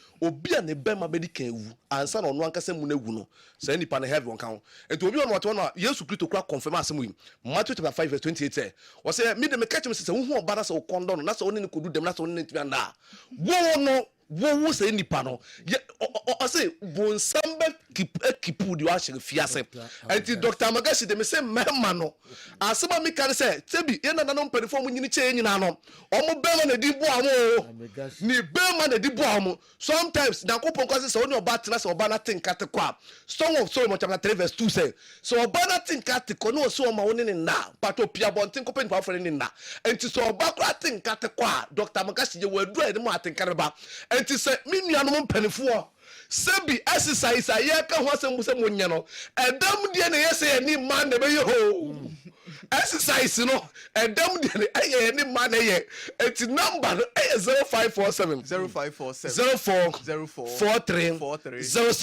and me real homa youth na ya ban boys small boy na ne be man nya adwuma ebi onum so wa wofo dioma bro ye pe be makese bi be makese duru on de on pe bi o wa fa ne normal ma ne ba no okọ awale na sa anye yi a oba ne ntimi meka njo se maame oba ne be man nya adwuma o da bi obi onum tumi bisa se edi ntina wo ne wukunu jai obe bisa den won tumi nkirim ni be ma problem ni e be ma number ni 0547 ebe wa bi no o se me o pressure and am your diabetes no diabetes do na obe ma do a enye nyankopon na ye no sa wo na wo kipu yale no ene yare na ma obe ma do and pressure no so wo na wo kipu na ma obe ma do enti ade na be si wo heaven kwan no eye obi an be ma nya adwuma ye okumase maasi makrom Famakro jom kwa kase ko police house nyankopon kwa kase me 1 Corinthians chapter 7 verse 16 no wo so oba wonnim se bia wo na baje okunu kwa eden no oba wa wo de baje bema kwa ye fa ni twen ne se twen na wo manim no obetwen ko pipu se nyankopon bo shedem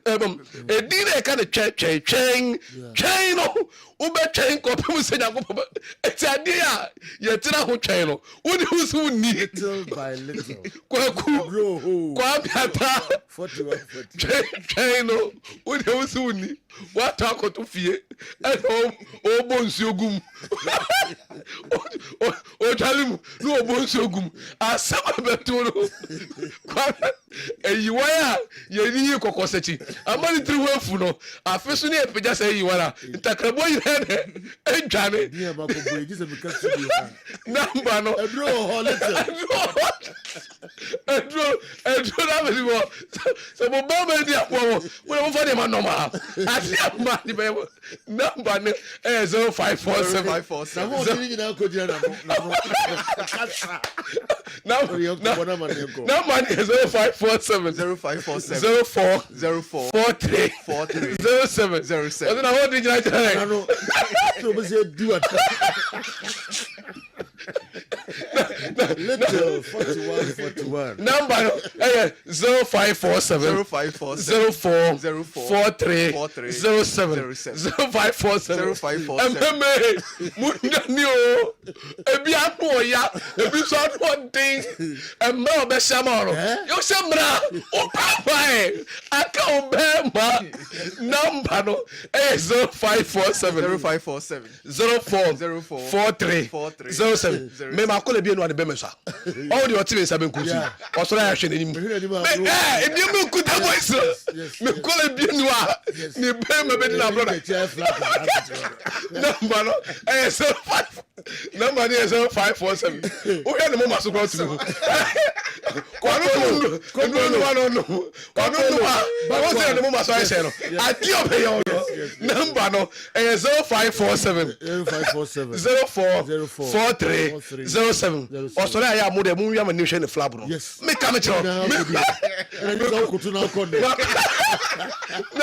number is 0547 04 43 07 opani asema ye ka che me man say no kure ni nyame enim ni se oba sebi yare kura no ebe free ni widie mu a ejina ni kunso oba tenka bete akwa be man ni na yie ena ma yare tai che hye omo hobiri no o mema ni omo na yie because o no no nduro se ope onyini cha sa exercise na ye ne wodam no ye na ankrankra adam adua ba odie ni patwo na nya apo because omo die debon nya kopon pio so mo hu say e da naked enti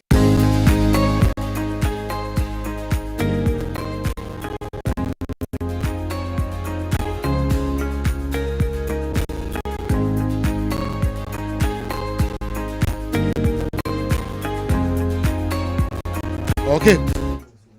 All right, yamamu nyina kwa babiom aba eye final whistle jumadi abemi da biade every Kessben television yede Ebromeko Awal Mohammed ho na ode awuram wo Africa kakra na fe double header no yani Sudan yawada ebei na fe nibnada yebesan akọ Libya asakushia Sudan biom listen no otoado ede aba abonte yebehwem kakra na yako new lati marriage atao na wahwe Hearts of Oak ene Aduana Stars gina ekoso ewo Legon Stadium ho na fi all the other stories kakraka ho ansana ya Ghana Premier League games and so weekend and so ekoso no so money entra 0551599933 Whitney can't say first batch of videos no are ready nti mekonma kofe no me ba me ni awa aba be din komo what the young videos no kakra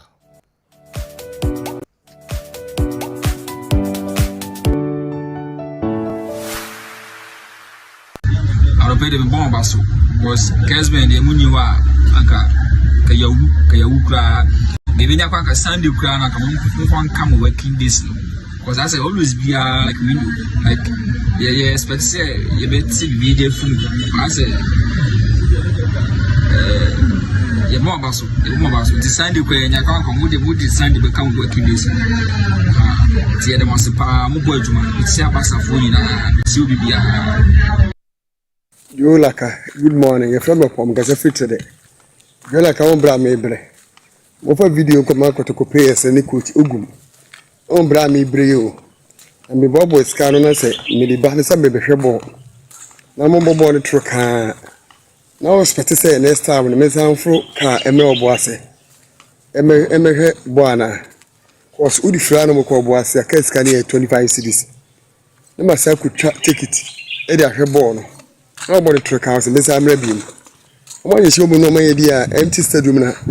Maybe I'm going to Sir Joe, good morning. And I'll pay me share on your phone.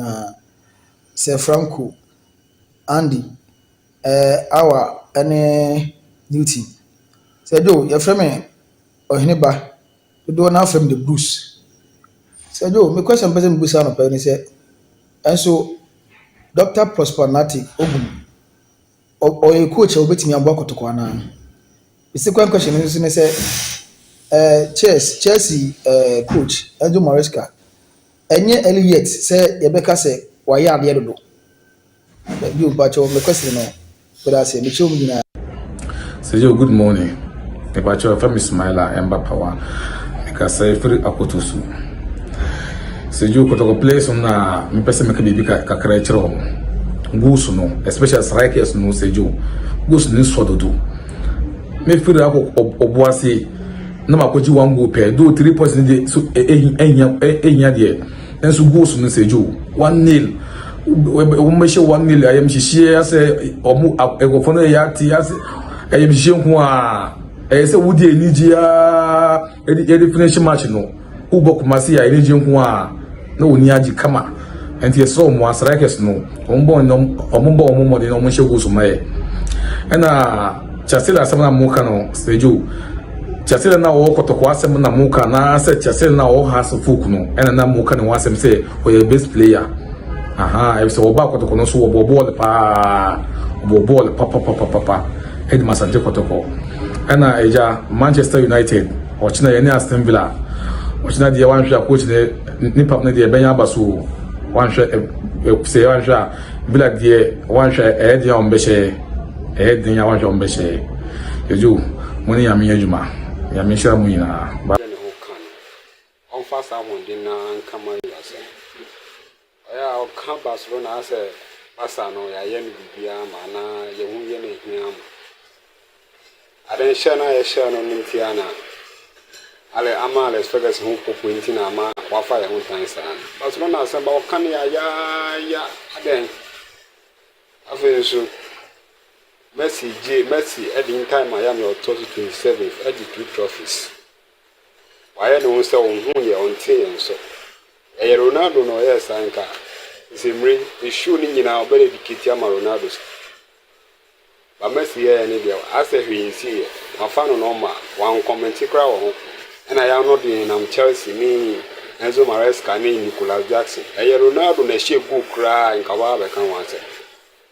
Yeah, sometimes you know bias no too much. Show no fans ni obiati, every Messi fan or Ronaldo fan obiati. Ronaldo asemba okano Messi nso dia ba on kan sa na show na enya balance but ya o take ko one side too much ni bias no ma manin de dia wo na edwuma ni e pa na chew that's the point na me sure we say good morning chew na pe oni abija fu na chew say do because me adika me boa me e fa doctor Ogum ayokotoko coach oba na obaji league no pese mu pesa odo mo je league no na oba kotoko na obaji league no na sa pesa odo mo je league no pese oyoko palism ema last year season boy ya on team any league odi D6 ene players owa odi league no pese mu comparison the entire on team any league na my last season.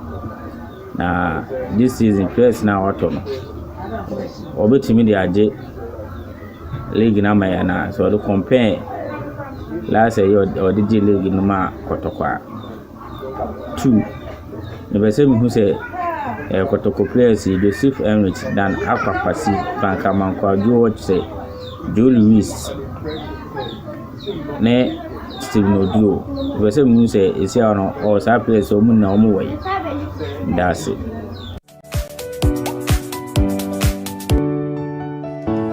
Okay. Yes, I'm a kwaba bium emra final whistle jumedia memenda bia yade ebremo. I made some time to see the Hearts of Oak versus Diana Stars game last night. One thing that was crystal clear was that the Phobians struggled to hold their own against the numerically disadvantaged Uja boys. The team seems not fit for purpose one bit. With this nightmarish performance, the improved young apostles will definitely beat them at Wenchi next Sunday.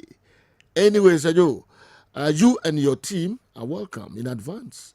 Alhaj Muhammad Salia, if you're a Wenchi Banda line, says on a PRO, the Emma Young Apostles, Wenchi. All right. Okay, Hearts in Young Apostles. Yeah, I'm okay. Next game, no. PRO is on Besha Hearts of Are you? Okay. Our mammy to Sergio, mammy Yanitona. Was it this weekend? Yeah, and Coach Hugo Bruce heading a squad for the Bafana game now. Mobile the double header against the AFCON qualifiers now. Mobile Bebono. So, or make his squad no Percy Tau di amem, but Sergio indication about say a personal issue. And I'm a Percy Tau 1 money din amame that squad now. South Africa Eba Bebono in that double header no. So ye bisan say the reason why one ma Pesita or ama meshe squad no was it or my indication say Pesita or ewo issues na dia alali set up no and say you there are issues of contractual arrangements say whether say on improve contract na say on sign and so kaya before say season eba be shase now there was an indication say one of the teams in Saudi Arabia Al Khulud were making a chase for the signature of the South African international. So enumu no say maybe it's about time say Pesita on free ho no make a move to a different club because ohun say player no ba na dia lali no ni obeye bia wetimi ayamomo because he has won the Champions League, he has won the league, he has won the Egyptian Cup, he has won CAF Super Cup. It's only the FIFA Club World Cup no montimi win no crowd at least some couple of occasions they won bronze medals those competitions. So that's the reason why Coach Hugo Bruce or stressing on the fact that maybe it's about time say Pesitao obe free na dia lali already in the club mate Aliou Dieng free or as say Usina Kai on loan Al Khulud in the Saudi Arabia Pro League no. So yo na Benny McCarthy making an issue with regards to the former person on the year Juma at Manchester United coach Eric Ten Hag. Was it na on Eric Ten Hag na ye Juma no assistant coach who also doubled as strikers coach Man United. So ye be share season asia eno free ho eba Ruud van Nistelrooy eba be take over. South Africa na omo interview no ka say Eric Ten Hag doesn't have passion for the job because on some occasions when Timian say our control over the job uwe Ronaldo nsense me bae uwe Jadon Sancho nsense me bae and some other issues at what club no amidst the couple of performances coach Eric Ten Hag done in as much as say obae no Timia we need some trophies. A lot of Man United fans are not happy with what Eric Ten Hag has been doing.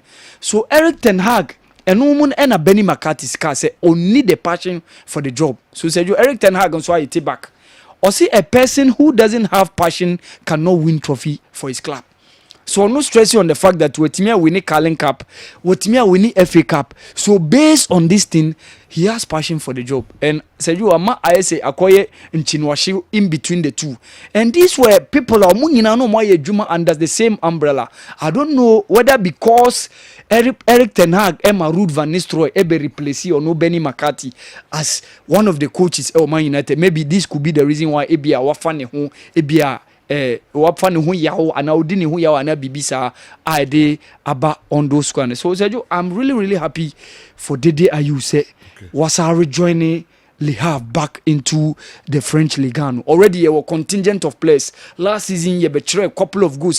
Dede Ayew share. Even one of the goals, ANA, as the best goal of the month, Mekai that season or share against Lorraine. So it's a very good news. Dede Ayew aba back Obabesi Akain Edema Le Havre in the French Ligue 1. Sergio, I was really happy seeing that. Okay. And then Okoba Black Star squad no. Yeah, Sergio. Okay. Nti I know and a next. And Sana Yako new Tilati marriage at our Mohammed and Yatin can. It's frustrating to see some Asante supporters unable to unite behind the team. Even when we are winning. Instead of backing the players and the coach, they seem eager to hit the panic button. Some people need to realize that we are rebuilding after a tough season. Now is the time for support, not unnecessary pressure. Ohineba Kwachi, Cologne, Germany, and Atuwe Abre Waha and Anopei. Kingsley, Mensaka message, every Tamale. How do the technical team choose the player of the match? Okay. Because for a team which is one man,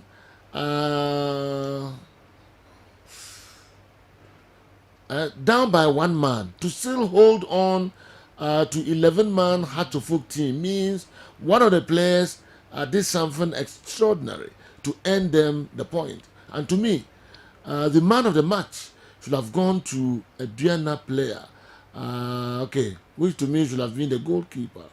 All right, Kingsley, Tamale, anyway, and so Abba, man of the match. Send you see selective or say only on yarding. Bebre, no one, Mekai Legon City's the Kotoko game be. Kotoko dominated when but that man of the match was given to Legon City's player last season. Yeah. That game, no, I think it was played Sugar Kope that year, no. Yeah, I remember. So among for Bebre na omone technical team now mo far man of the match in that day, no money omon yarding pa. Okay.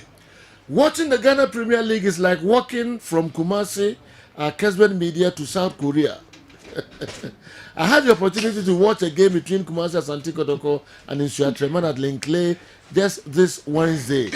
I paid to sit at the VIP stand, which was only 50 cedis. By the end of the game, I lost the money I paid to enter the stadium, all because the kind of football they played didn't even match the Sunday special games I do watch in Asonkore or Boise. What are the players doing to improve themselves? Their playing tactics are like watching under 15 ladies matches during school days. Hey, Ghana football pioneer. I don't know whether they watch those European games. I beg them, they should not disturb the football fans to come to the pitch and watch them if they fail to work and improve themselves by playing quality games on the pitch. Instead, we'll use the stadium fee to chew pork and our sweating clap. Professor Neuro, Edway Ifriboisi. Okay. Players no I improve. Players no I improve. Let's see how no bomb now. Scout Babe tickets, Ababe show mono. The very teaching guy. Any club beer. Ono kaze watching Ghana Premier League is like walking from here to South Korea. Walking from watching Ghana Premier League is like walking from here to South Korea. Plus, better now more I improve. More I can cry. Best man. Okay. They don't better improve. Hey, coach as a man. Okay, you know. The players level no. I will form. Oh, show me. You know. What is not your thing? Yes. One. Yeah. Chiremu say the players should have a player or person or musuya neso. So we defender and as a the can full backs 2 and 3 central midfielders, attacking midfielders. When you role model our person player Ben our person or bobo to say or no. Na saa player na opesa obobo te so no no ne niema na opesa oye ni bi na wo ya na you know e ho ne ade ba akwa wo se players no mo de show mo tiri so wonya hunu se me peki asoma si se me role model because me right back enti me pese me father na Aves and Afle plan man I said Douglas Macon see na Douglas Macon tie enti ne videos to da bia me hwe na me twe ne videos ni wi a me ankasa personally meto cones mepe a trainer. You know, your former players be more coaching skill kakra. You ready to help those players. So you imagine say, be training to improve their skill set. You know, so person anima we are. They be a usuya na wakakwe. Usuya share videos na. Then you practice it. Players na elastico. Trevela no. You know, and you mobile match na.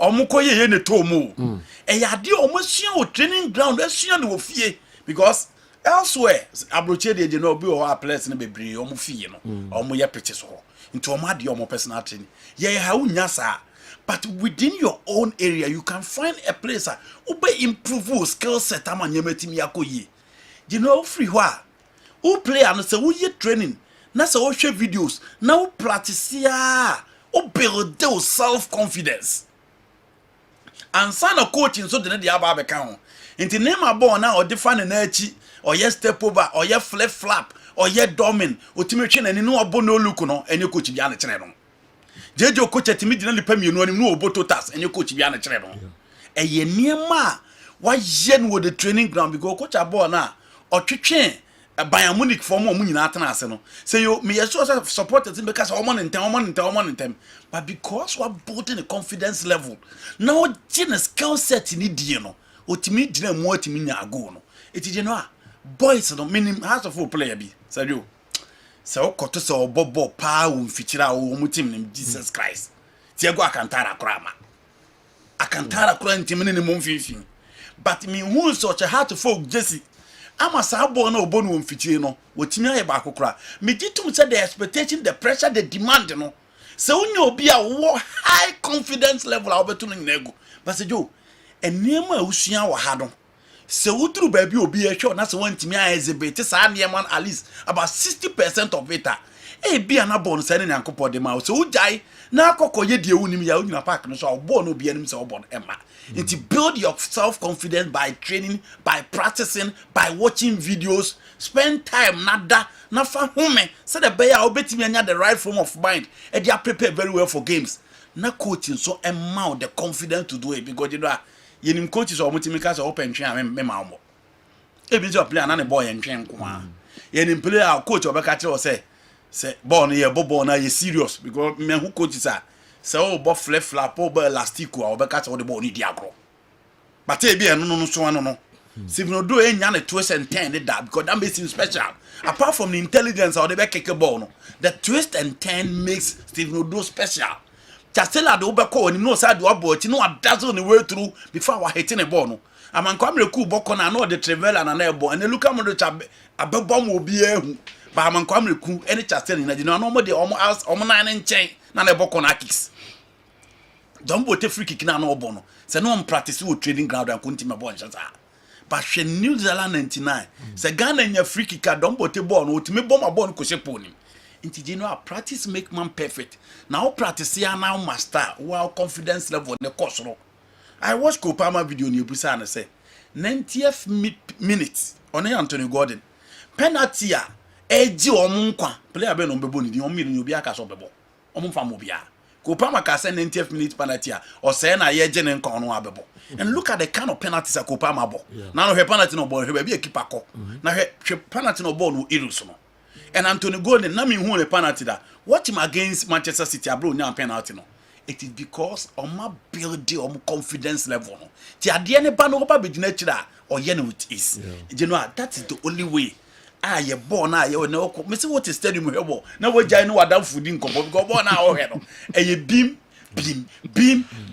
confidence level no of 50 players ne kro mo kwa away a omo nyi omo hu ni se ball ne de to fuma betimi abo na ye pitches ne nso bebreji no a ya na mwa skill no ye pitches no bebre mwa skill no ye say ye hekoto komata obi abobo la si buo so ama keeper adafem na afa so ti ball ni bi wo bi ase de o si pese unya no unya ne sa ntini nyina kan ba no as a player you must build your technique and your confidence level. But say you I think say as a player no so nya personal player wa boboda. Na no nyame fa no crazy.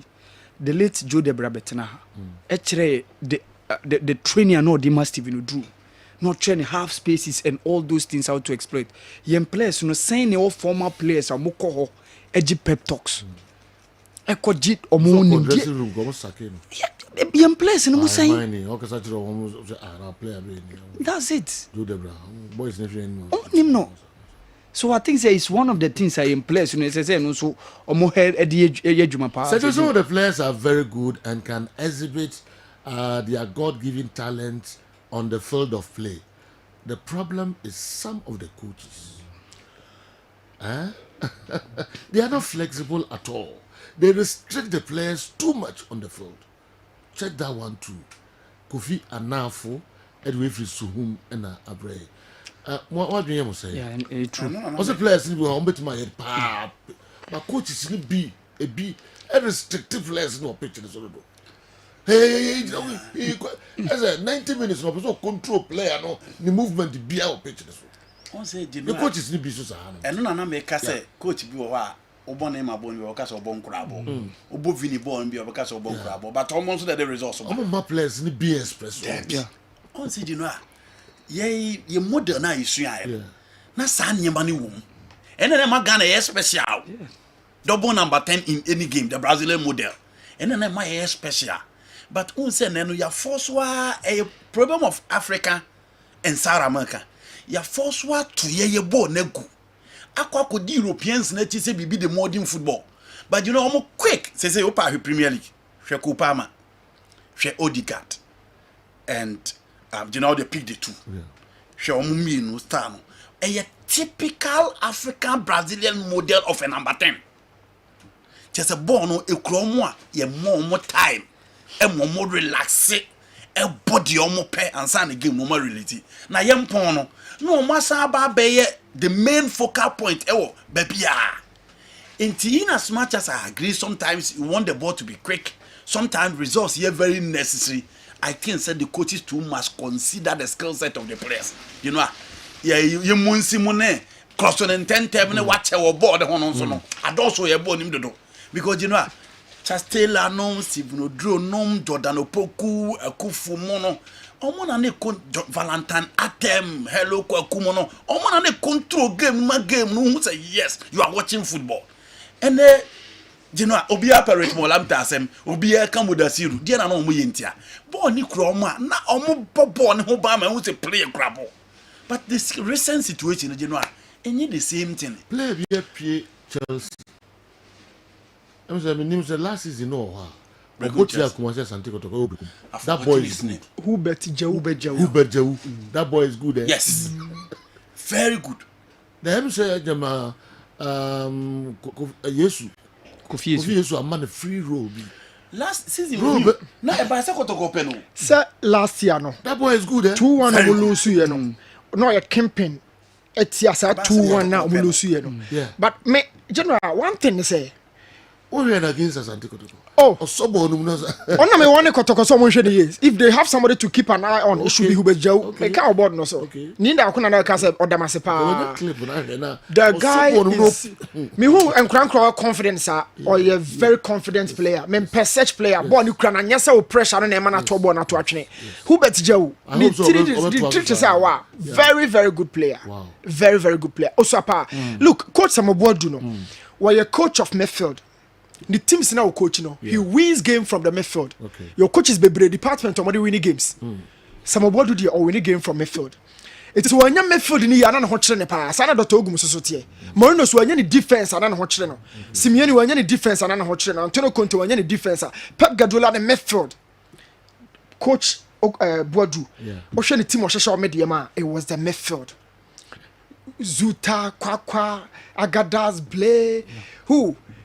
Donsu, it was the method. Check out the folk. Rashid Norte. You know, her method. What do is meant to be a coach of method? It's in the team no shasha, but be a one in Finfi, morning Kohoyi. Or call has folk, and Okonya Nete, and Saboche, a futu, and other Salif Ibrahim Torso, and Onya that diamond 4. Or Cobra Chelsea, no, was a team in Finfi no cry. Finfinance Flavio Congoza was a key man in method last 2 seasons. But I feel out of nowhere. Okotu Hubert Jau team, but the kind of impact I won't make it or Hubert Sono. You will love to see that boy as a number 8. But my member question na Obusana so. Can we say Peter Miduakwa or Wokotokoi, Dr. Oguma Yereno? Can we say Aziz and our dreams, Coach Zito Yereno? You bet me I can say Coach Maso Kunadu or Yere Foster Petobo. Can we also say what do I Hubert Jau? Michael say Ojai Bibiani Messi Apau so anya do pebia. Omo fa boy ni agro even though we pra they still want the boy to be back. O ko Samatexa say do Dada was a young chap obia de ne pema no bo mfimfio. Ye team of the season you called it out say na say do here fa mfimfio. These are all of these guys are youngsters. The tiene say coach bi have pressure on so. It is how the boy no yes ani manema na o ye dey obetian and I know na Louis Enrique be catch say Usmani de be o mani mo bo no bi e de ntia Dembele ni bobo ontimi ntwe ontimi pass ontimi dribble but oye bro so excessively and no be ma wo be tactical and discipline and into say PSG club president no back no club chairman ne back and assistant coaches back and say Ousmane Dembele jibo a do de ye no emmo team no ebo no nko a and into no we na free match day team no this is Ousmane Dembele player free Barcelona eba and kra no dodo na ya je omo pede amomo ya job pe David Odro was a left back our Accra Lions but Ojibo no dane ne ho number 10 buso bia or trip from left back I could see the final third it was a clip a call Barcelona ho a enye clips are na all clear ball nko as a defender they were clips na okra ball twetwe dazzle out as a schemer yet he was brought as a left back general yan kura dodo na coaches ni jaw mo na mom ujo mo bro so a yeah coach bia nya na call Messi be 10 on the team no na court bench no I say no oji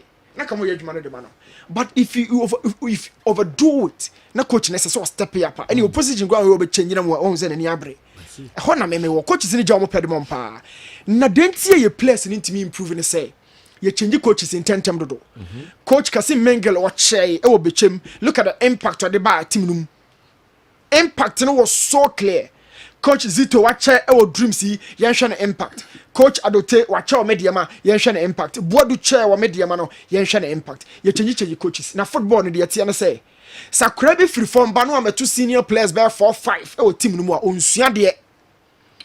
onsua de teams na players na no mo bobo no mu nyina ya hoho e mu nyina so afa no mu sua adwuma no when the back copy bibia free yonko ye lose penny ye dis akra na tem Messi was Messi because obeto mpanifo team no Basa lusu ani edidi mpanifo na tem Basa weni ano mo bo Messi ba so Lami Yama ye boni din Rafinha ni Lewandowski ni Lami Yama Basa weni ani ye boni din ye lusu ya ni ye bo mpanifo ni din ba ye teams no enkra ne mama to obia no masua bibia free no ho ya team no ya tonfa e fa no so ye jaw mo se free o mo nko o mo job card nko e so fa kra ke to ba team no mo why no say Peter Midu oda ni mu ho no why na wo sua no imagine Peter Midu bato kwampoku obato mbella e no no mo bo wani won free bench bo ne kakra but the load na nkasa ne dakora na bati so why na wo sua na abeta mo na mu na fe no aba opeso ground in feet e di won we sua bibia free saka da pressure won so won Peter Midu be sua na midfield no e new won Peter Midu be sua no o check your the teams no so similarly in so atre team yi o share faster mo bo team no en crank tenkete CV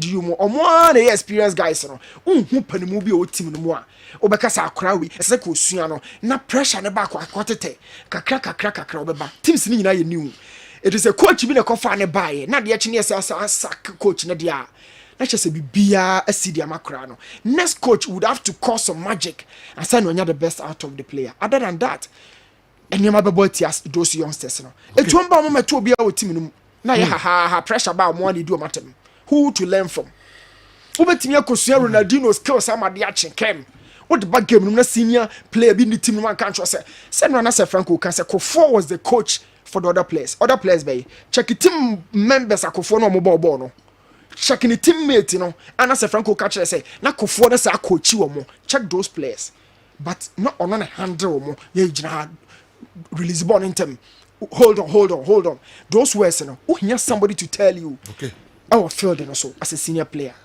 Yenhwe messages kakra bi na fe yenko Black Stars squad no eso na fe yebeko board no so na fe ya de aka no Ghana Premier League matches a weekend yebeba so no yehwe wonsem kakra aka akwai wa kugudru wetima ba program so ne Abbas.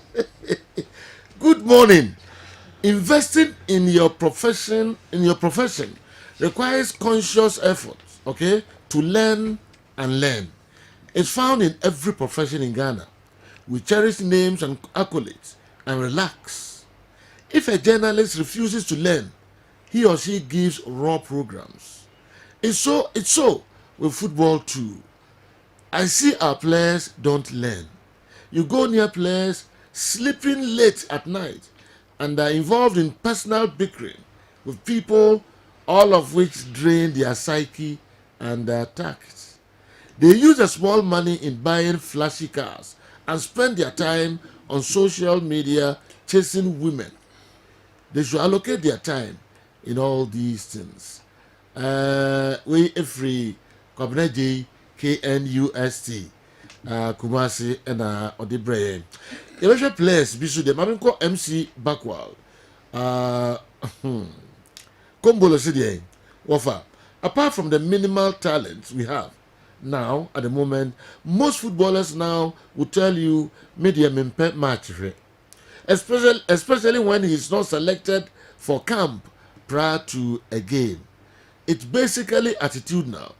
You can be handed Pep Guardiola to coach you, but if you don't change your mindset, you can never get there. Over, we've seen classical players like Hubert, who always play well anytime they face Asante Kotoko. But they bring him to Asante Kotoko, you will still struggle. It takes 2 out of 10 of such players to excel when they are recruited by Kumasi Asante Kotoko. Kombolo, a member of the technical team, Kumasi, medical team, Kumasi Asante Kotoko. Anyway, Abremen. Kofinto Jan, anyway, so Basisia. Joe, what Andy is saying is true. Some of our coaches don't allow our players to show their skills. That's why our game is not enjoyable. We free Kofi into Jan. Say your coach Kumasi Asante. Sorry, our coach say our coach somewhere. Yeah. Our Boko connect Black Stars. Yes, into Jan.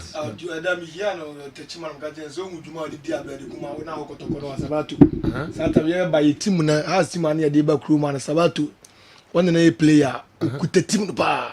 And say Kotoko for catching to Jan so onyi film. Onyi Sabato. Onyi Sabato film. So utwa no ma. Utwa Sabato ma. Toja two free chire say na buy. Wow. Sabato sorry after Sabato jibo na no release. Oji ya no na mka say boy Kotoko be kuma be draw. Because on any done so say toja so aye na do so be na film. Nto nya butrema ka kra wasi da bi nya butrema Sabato enyi wasi okache me say ohun say na omu defenders na ya flat. It is so jabla di kuma na bla di kuma nya wura honko ade asemasi. Tini wala be jira ambia na ya nim say o ma bla di kuma nko. Ozo mo no bo aggressive. Abla di so ya amasa obo nwan Sabato obo nwo obo do toto fo mama bo no be fono na toja be jira o manim o grisi ni ma bla di kuma fi oji bo no jina chi kwa no o pass. Obo rough da pa. Obo rough. Ibi no ko bon ho ka mu a Kotoko die wa mo bi mu na asa ba ko na mbisa ndi wa nya no mbisa se chacha bi pie campo ye so no ngwa na tu ni ba ko nso to chacha e de o sa ba se ndi ma no ngongo ma no ngongo gabi se o da bi men ka football se ye bi football ko twa bet yo spa chacha de se do bujo sinema ye no ma spa chacha za Eliga. Yes, Eliga. Sa. Mi amakoto sparo. Oere. Na this gato so. O go do mo te na wa se me ta eju. Uze gona mi go tu bi na po so je se ntoja no pechacha. Oh, sana ko na support be ka yo. O mu si chacha tu obi ko so o. E wo camp o no mo nam se na di papa ko to chacha. Dabi o mu nyam na mi kan. According to Romans 18 no. Se chacha tu obi ko so o camp o.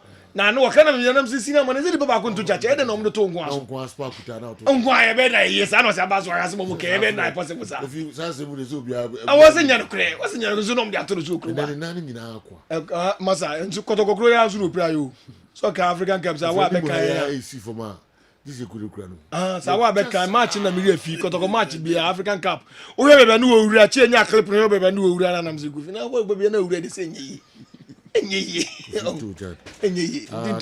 will come back. Yahya Mohammed, and so the way Abraham is here. Yahya Mohammed, I say some of the players today don't have targets. Targets, yes. Okay. If they have targets, no one will tell you to train on your own. Okay, personal training, anyhow, because players need targets. Yeah. Yeah, Mohammed should do it. No, your person can say, Omuni any so yeah. A beer season the best start. Oh, you're a striker. What catch you said this season may pay 15 goals. No, besides, said, Dana may I mean those 15 goals. And now, watch her say, Ghana League now mean a chance a room. Me person me di maximum 2 years pay. Within 2 years, and I say me too quiet. If that is your target, you work towards it. Okay. My target, and say, I should be the best goalkeeper in our league so that I'm making it to the Black Stars. Which goalkeepers are being called? Frederick Asari. Some better than Frederick Asari. How do I work and achieve that target? This is what. Yeah, but men I'm so players in your personal training. Players, none of them. To say those days are overpon. Target most of the players not to quine. If Oka control there, most of the boys and I feel crown to quine. Good. And I make us.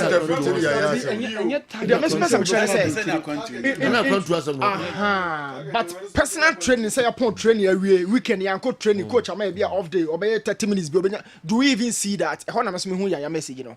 And then the target across. You should have a target. It is the target in the Bema personal training. Now they achieve a target. Exams na mokoyen. Upese onya 5 A's. Ti 5 A's no na Bema sorry ahomache akutu mine. If you don't set target for yourself, you don't work towards it. Football is no na echire. Now omo chire players ni we num nyina so. Omo mbraso no mo special. Yeah, Mohammed. Into Jan. But who Eric Bakrin so message? Yaya started as a midfielder. Very good midfielder. Message. Long passes and long range. Drive. How many monitor program Is the defenders in the central defenders call ya no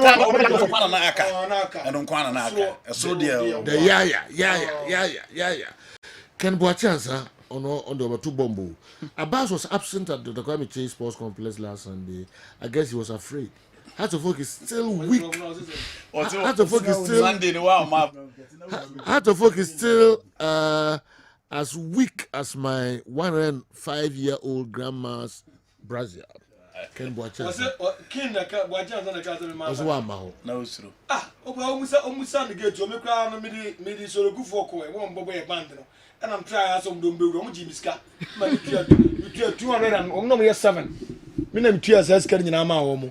And so to me and Lidi Jama, you told me so to be and I didn't know Mamma Cast. And you're on Nama. Yentuaso on Nama. Abbas Yaripa. Why Jimmy comes a mamma? Abbas Yaripa. On music, Baku Chacha. Abbas want me to leave Sabato to take on our defenders into Jan as I say. What is it? What is it? Na Baku for Chacha. That you me see to the show. Doesn't make me say you to Sabato. No more teaching defenders. No. And you catch them. Me gas what to Chacha. Me say the more permanent. The tone so no. Okay. Me gas what to Chacha. I agree with Anike because when I was active and playing professional soccer, I had a big sand field in my house. After playing, I built apartments on it to fetch me some coins. I said, when you go and see these same players at special Sunday special, they are Maradonas. But when they come to club level, it's a talk. It's a talk for the whole day. Eric Kwabena Bakri, and so Andre. Wow. The main football is in the monitor program. Yes. Football is in the monitor program. It's almost a na for you, see on for programming Niagara. For you, have a message, bra. I have the folks for you. I never knew Samir J. Battles. Okay. Show okay. Battles. You caught a Takwano. Opening of the TNA. Oshiamai. Yeah. Yes. You dump him. Yeah. That's right. You call dump him. No? Yeah. And as Samir J. Battles say, if I go with you, who physical? I'm saying, Samir, who can wait? Now, who you manage who physical? Battles. Wow. They call Benjamin Dental Clinic. Samir J. Battles. They call Benjamin Dental Clinic. Me ba Black Star. Se we shock a crabby. Na Newton Latin married that. Embre no wa count the na wa. No kakra. Now they are showing how to folk and they do that game, you know. And Sunday about Ghana Premier League matches, you know, and so kakra. Elvis, Albert Sion. Okay. From Benjamin Dental Clinic. Kasama for any nutrition come kakra. You must have banana about twice a day, mama. I better come back. Yeah, say Joe. Say yeah. Uncle pardon. Then I didn't know the brain. Dedi can be chair a tea for near phone. Okay. Benjamin Dental Clinic. ɛsɛ ho adwuma na ɛtirenti ya ya ɛkyɛ so a nti ɛnɛ nso yɛasan aba mo nkyɛn biem because yɛde ɛda yakoma so once a ɛda so ɛwɔ hɔ sɛ global report about 3.2 billion people worldwide ɛna ɛne nipa mo yɛ affected ɛwɔ ɛsɛn ho ɛna nkɔla a ɛwɔ mu ɛyɛ 514 nti number no ɛso nti na ɔsɛ Gentleman Dental Clinic yɛsoso deɛ yɛbɛtumi biara ɔsɛ yɛyɛ ma ɔmanfoɔ biara no ɔsɛ yɛyɛ bɔ ne yɛtumi ma number no ɛso ɛte koraa na Gentleman Dental Clinic ɛyɛ ɛsɛ ho adwuma yɛwɔ Kumase Abrepo Junction nti baabi biara wotie me anaa wohwɛ me free Asantemam ufiri Konongo Obuase Asantemampon baabi biara wode wodu Kumase Abrepo Junction Bantama Abrepo Junction Total Filling Station n'akyi hɔ a fa woni kyerɛ Bantama kwan no utu na baako mienu miensa Gentleman Dental Clinic ɛhɔ ɛna yɛwɔ yɛ branches no so yɛato apete nti Ghana ha deɛ wokɔ Accra yɛwɔ branches 2 ɛna ɛwɔ hɔ yɛwɔ Nungwa Lorry Station hɔ a ɛna yɛwɔ Dome Kwabenya Atomic Down roundabout no so pɛɛ Gentleman Dental Clinic yɛwɔ hɔ wokɔ Koforidua yɛne Central Police Station no ɛna ɛbɔ ho Techiman yɛwɔ magazine hɔ a Aflawo yɛne Ecobank ɛna wɔ the same building wode kɔ border na no pɛɛ Takoradi yɛwɔ Banchiase Tadisco Down former GN Bank wa na anopɛ deɛ mpɛsɛm ne ɔmanfoɔ ɛkyɛ ne nkakra no ɛyɛ top 10 common problems a ɛtai ɛba enipa so anasɛ wɔ dental clinic a ɛtai ba paa enti bɔmmɔden ama wo phone ne wo number no wo phone ne wo pen ne wo paper no ɛnyɛ ready me de number no bɛto dwa frɛ saa number no ne bra clinic wɔ saa ɛhaw yi bia ɛntena hɔ ma ɛngu w'anim ase ɛnidaso wɔ hɔ yɛbɛtuma yɛ bibi ɛde afa ho sanse ose ɛyɛ w'anim onyam ose ɛyɛ ade a wo ne obi kasa ɛno na ɔhwɛ na ɛyɛ na mpe bebree deɛ ɛtai ɛba paa top common dental problems a ɛtai nya ɛyɛ one ɛyɛ tooth decay anasɛ dental caries yɛka tooth decay ana dental caries na sometimes obi wɔ hɔ abɔ sɛ ɔwɔ hɔ a ne se no ɔno ahu sɛ dot bi astate ɛba ne se no so anasɛ brownish bi asɛ ayɛ yellowish bi kakra na astate aba ne se no so meka sɛ wahu sɛ wɔ saa problem no ɛkyerɛ wo sɛ oral bacteria no na ɔde acid no astate atake wo se no enti nkakra fe bedroom rebi no ɛbɛba bɛyɛ cavities ne kyɛ sɛ baabi a ɛduro no ɔde acid no abobɔ wo se no mu ntokuro na awewe bo no abo sɛ ne se no afei du point bi kura wo yɛ no hwe a enye yie na ɛwɔ sɛ ɛba sɛ ɛwɔ sɛ ɛse no kura no yɛtu sanse ama ne saa infection no bɛsa aspread aka ada supporting ose no ana tissue no ama asakofa problem foforo kra asade aba bɛka ho enti sɛ wohu ne saa ɛwɔ sɛ wohwɛ ɛkyira kwan na wohwehwɛ dentist ɛkyira kwan immediately sɛ wɔ saa problem bi afrɛ wɔ 055 913 9582 055 913 9582 na bra clinic na mfa procedure mu yebetumi ama ni nyina agyae kama sanse oral bacteria wɔ enum no ɔno no enam sɛ aduane a yedi no ida sɛ ɛyɛ sugar ana carbohydrate based carbohydrate no so ɛno ane convert into glucose nso ɛyɛ sugar ɛniti ɛmoa yi nya na hoɔden every time a wɔdi saa enuane no eti wokodi ti de kai sɛ abɔfra o petofe no ne setai hye ɛnyɛ tofe ne per se but oral bacteria no releasing acid no e de ba wo sene so a na ɔde attack wo sene nti fe bedroom ebi na o enamel no ayi rodi anase wa penetrate wo enamel no ntubo so obu oban nanum abo se entokro e de danese mu ɛyɛ how kɛseɛ paa ana de ɛtɔ so yɛ gum disease ana de kan gingivitis sɛ ɛba no saa obu onoma as a result of aging onyini no ne gum no because o gum no na ose no egyina mu ema na hoɔden te sɛ de dua egyina enatie mu nya ahoɔden ti mframa ebo ehumu bo ni nyina no egyina hɔ pemen but obo sɛ ne gum no afɔn eti obo no obo sɛ na aseɛ no ayiyi na ɛsoro no sensen hɔ te sɛ edua a erosion nti ne hini no ɛtete hɔ no ɛba no saa ɛma wɔnum no ɛnyɛ attractive ɛna obi soso hɔ no ma ne deɛ ne yɛ as a result of overbrushing brush a ano ɔden ɛna ɔde etwi ne se otwene se bi a 5 minutes 10 minutes no da so twene se enti wo say ogam no e bedroom bi na e erodin kakra afa wani beba ho so no na eno so no ase no ayiyi na ose no esensen ho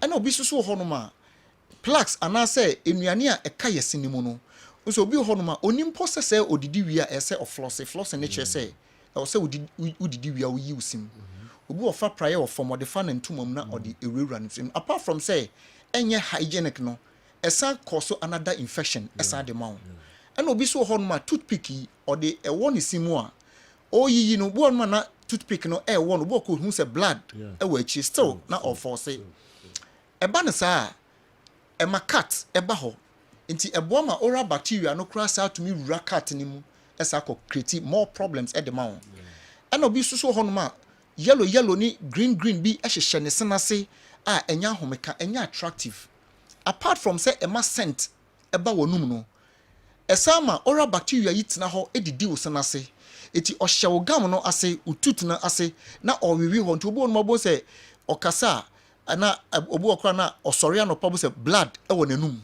obi odi bread a ohu blood ewo achire obi ho no so osori anopa bo say blood enum ne ade owisa ade a utum so wato ne bo ase uhu say obre ni nyina ye say wanya problem ewo ne senase ekuro aba ho infection aba ne senase eba ne sa no a infection na oral bacteria no akose wo ho no oral bacteria no infection no etumi sa spread the other parts of your body because enipa blood transmitted for all parts of your body called tissue na ewo tooth ni mu nyina no ekoho enti eba ne sa na infection ni bi sa back eti obo no all of a sudden yes we free mu na hu ye ne basa obedu hospital no na wajemu all these things ni nyina no sometimes you opportunity na aya nyese pese ebo amanfo hu but ye kase ye ka ese ho asema enye ade a esese odidi agro o ese problem a entena ho hwehwe Ghanaian dental clinic ekira kwan another problem a etai bazo eye the friend teeth sensitivity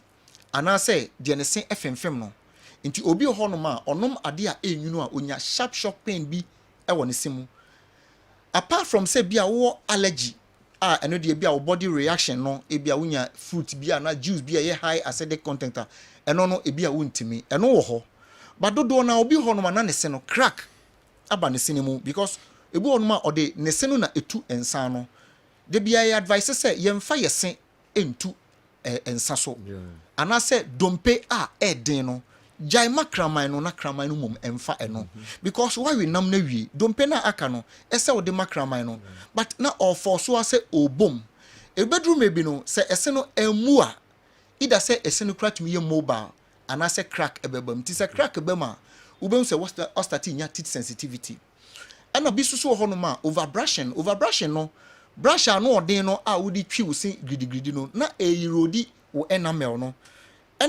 ese ne ye layers into the outer covering no and your friend enamel no eti odi brush no twi ne den sa no na enamel no erodi obi ono ma ebia genetics abusunya ofri mu no bia omu enyini no na omo se no starting nya problems ti obi ono ma ewa abusunya no genetic badodo na no overbrushing etumi ma o enamel no etumi erodi eba ne sa aben o tissue no enti ono ma de a enyinu ana ade a hia in fact ubon se ose no afemfem untimi kra hwehwe Ghanaian dental clinic ye wo Kumase Abrepo junction your number is 055 913 95 82 055 913 95 82 bomodin say me sorry ya obefre me na enkomo bia na problem bia wo no yatumi atwetwe ho enkomo Sajo, the next one no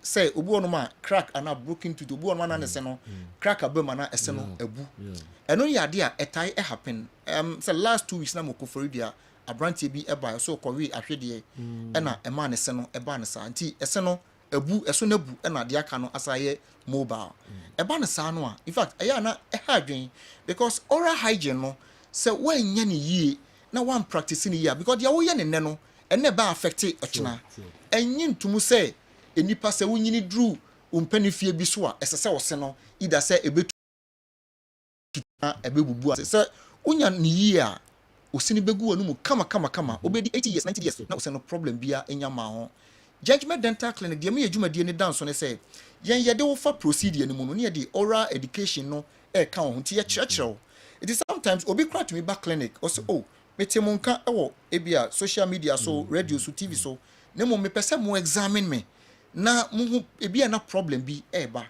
after examination no ye to ye bo ase kyerɛkyerɛw kwan a wo befa so a wo be bo wo se ne ho ban ema wonya problem bia ema wo se gu wonu mu kama because say eba ne say wo se no a crack ebe mu sama na because say etimi ma wonya teeth sensitivity ese no so ebu a but o de ba ye betumi afele no kama e de ama na ya restore no ye wo different types of filling na ye betumi ayama wo se no ye wo composite filling wo ho amalgam filling ye GI filling sophisticated ceramic filling ye gold filling ye make kan nyina ye restorative materials a ye de ye ma wo se no enya no ma o tooth structure no usanya ne yie because ese no se eba se etu a etumi ma wo kasa esesa me kasa yi me senso boa ema nipa tumi identify my voice no very well because obi ohono ma ne situ a etumi ma wanim esesa ema wo kasa so uton no esu tumi esesa ema wo ba kokra na ama eniema enkoye wo num ho esa ema wonum no enya attractive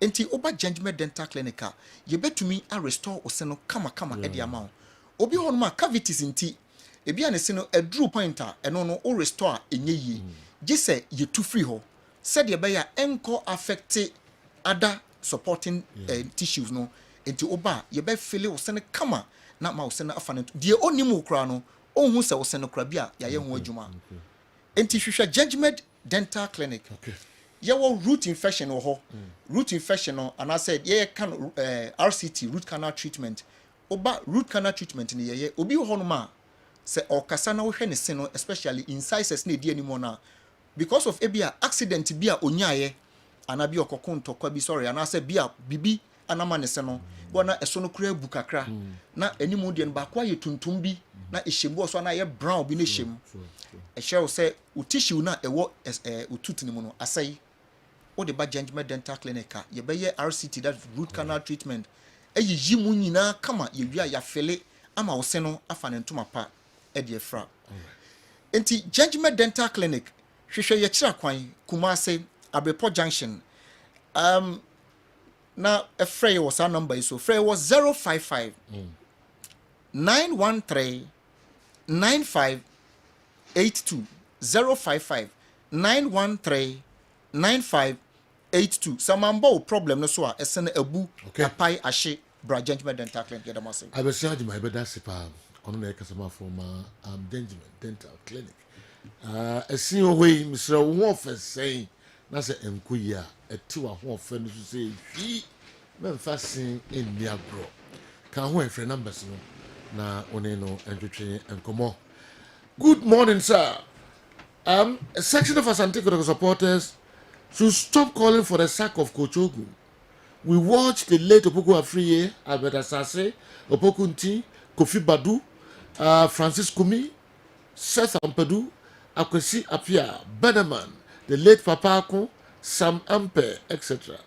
Are we saying those brilliant and fantastic performances all came from the coaches? This generation of players are simply not serious and committed. As a teacher, am I expected to go to the examination room to tell my students what to do? Colfax, Edway Every OWAS, or a maths teacher, OWAS, Colfax, Edway, and so Abre. That's all right. Black Stars players are.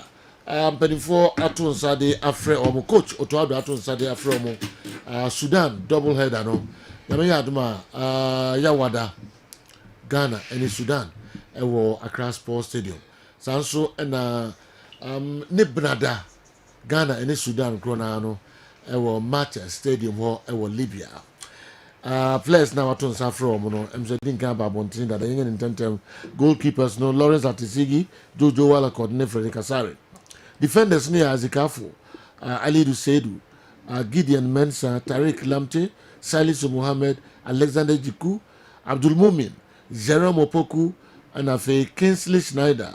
Midfielders no Thomas Partey, Elisha Owusu, Kudus Muhammad, Majid Ashimero, and Ibrahim Suleimana.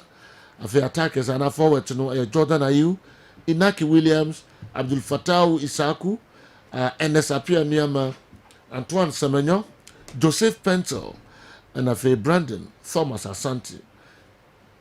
Ducha Tuano Ibrahim Osman. We any players Koto Tuadu Atun Sadi Afre Omo.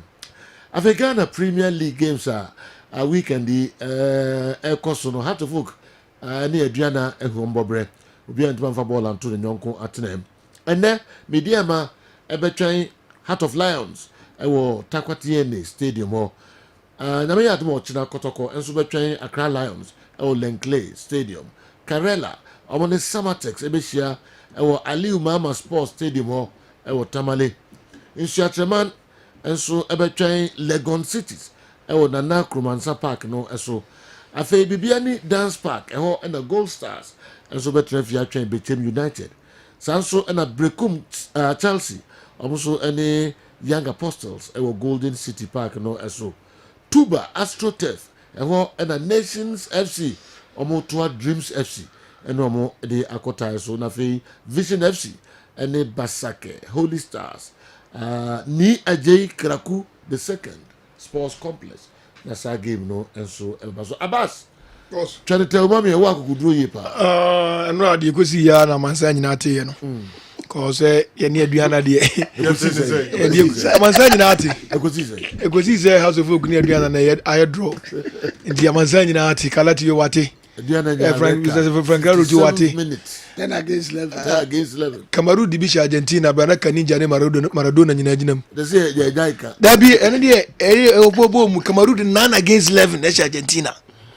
Nana musa jam na musa na je Lucas so sata na kaninja enem Diago Maradona jinam so de umdi ya shawo mu has grade 9 ya shakoto ko kruma de 10 ya shawo mu enti draw wa hasa enti football de normal 20 na prison area ho yes ya normal ene mesisi bo mu no e de football na say run about no utwa ko no obi twaba ba bia fine no ba fa obi adwe mu buye na sanity because we are so titinta so si dan bosu ni bu no. That's the foundation is weak. Very, very weak. That means my foundation is weak. Eti mimi de bia me kase. Mo den the zoo. Yes, with the tintasu esidana. Bosu ne buno.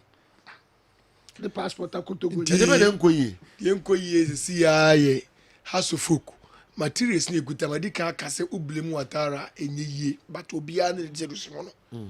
Udi team we ma Pep Guardiola na de watara eko Manchester City a Pep Guardiola ntimi fa team we enhye Manchester City team to say nko anya kra team ne ahode ne wo fom ye pa degree ne ahode wo fom sa cause how na to ye no na nya watara na say ono na identify we mu omutoto do identify no anya bebre be 6 ya na nka mo ba boa man ne ma timi akono anya bebre ntuye ne the second choice do better day. It is an one in Pioneer immediately. Pioneer immediately. Pioneer immediately. Because me say and Pioneer immediately. General, Yankopon bought something, Yamimu no bought something. A dear to hear something brandy, or when he said Nipa, and Nisono, and in the part dream Nipa Yansamono. A dear as so will be a young talk you say Abbas neighbor with Jantia. Jantin quite a woman quite 40%, Nipa and the Bakunobo. Can you make a some say any pakro about 1 year, sir? Oh, you're the gramu, a dear say you.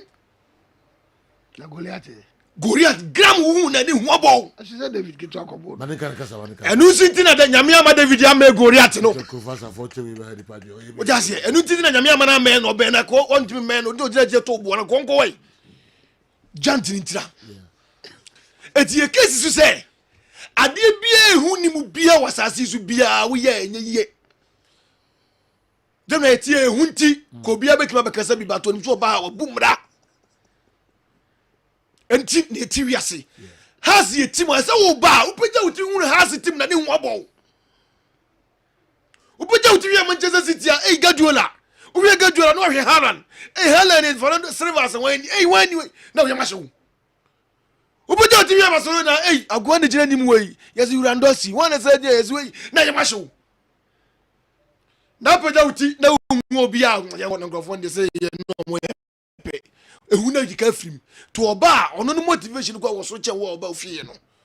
And one is just to a house supporter. And then I was so you come say. Ball I airborne, see ya near Benyan air on and off, one and off, one and off, one and see ya about you. You quit near beach, you quit near be see ya about you. Because a bay and see ya about you. Yeah, no beard and ye, I want you could draw. The season where the mamma that be a league dear. Me motivate as of supporters say bit magic league, but you say a boy on what the BBC Sunday. But a club on the dear. See, expecting never be brain. Now here club now what they say who's more being grind. What one money plane ticket? What one money VIP sika? What one money express? Be out here, ya. Who percent the police doing crantem? Even a yes, sir. Boss better than a yes, sir. And you ball I ebony we are see the ball, but we are say, oh, your bomb the FIFA. Your ball ni we are. No, he best player of the year.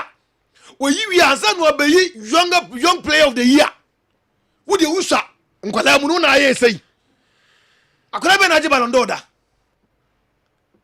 Ye won kwala trophy ho. Eti ye kasa se die si so no. Ye nye ma kase ne how ba afia nko sayem. Ebi ni ana tutu ye. Of late nye ma tutu hasofok. Because born nkwala yi obi ye ni obeka so munim born no bobo to munim boba to munya mature. Born munim bo all right but to munya mature. Eti dia o expect no on timi fa onuru ho.